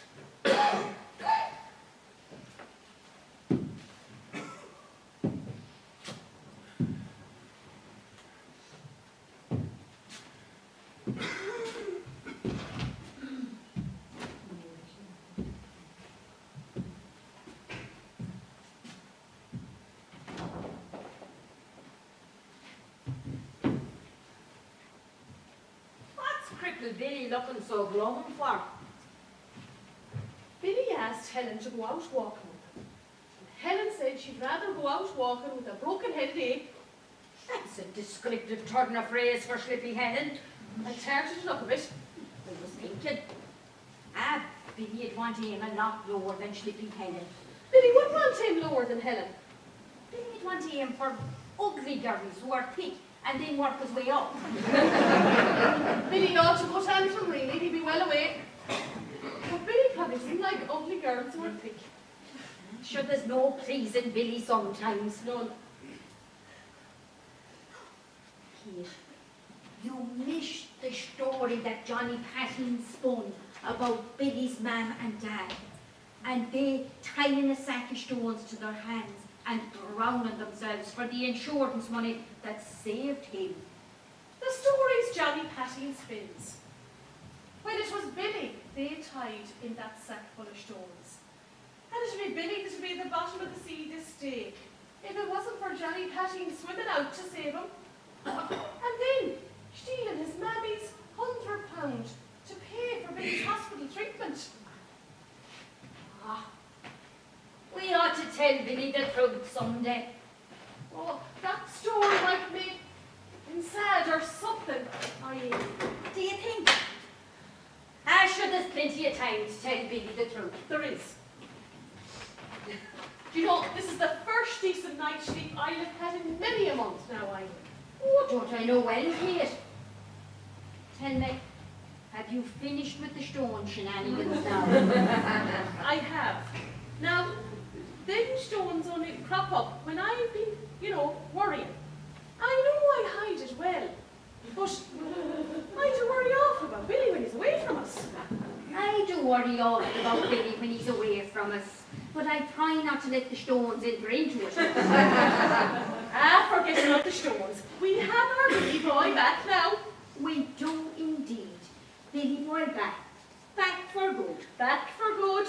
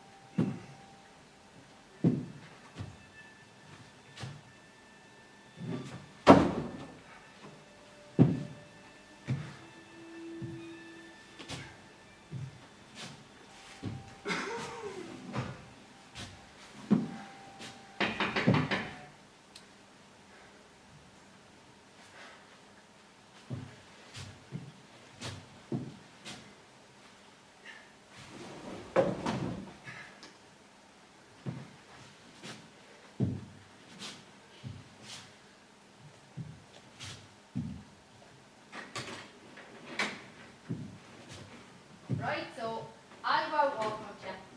But only somewhere where it's dark and no fecker will see us and no kissing or groping. Oh, okay, Helen. Or anyway, not much kissing or groping. Would tomorrow suit? No, tomorrow wouldn't suit at all. She's a Bartley's feckin' birthday tomorrow. Is it? What did you get him? I got him, and for the life of me, I don't know why.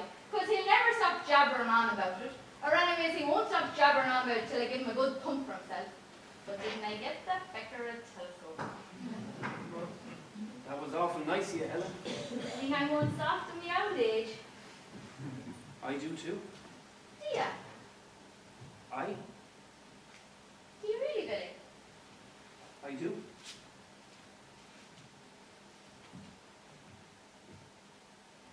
Was that soft? Whoa, that wasn't soft. Good up. I'll see you for a walk the day after tomorrow, so. You will.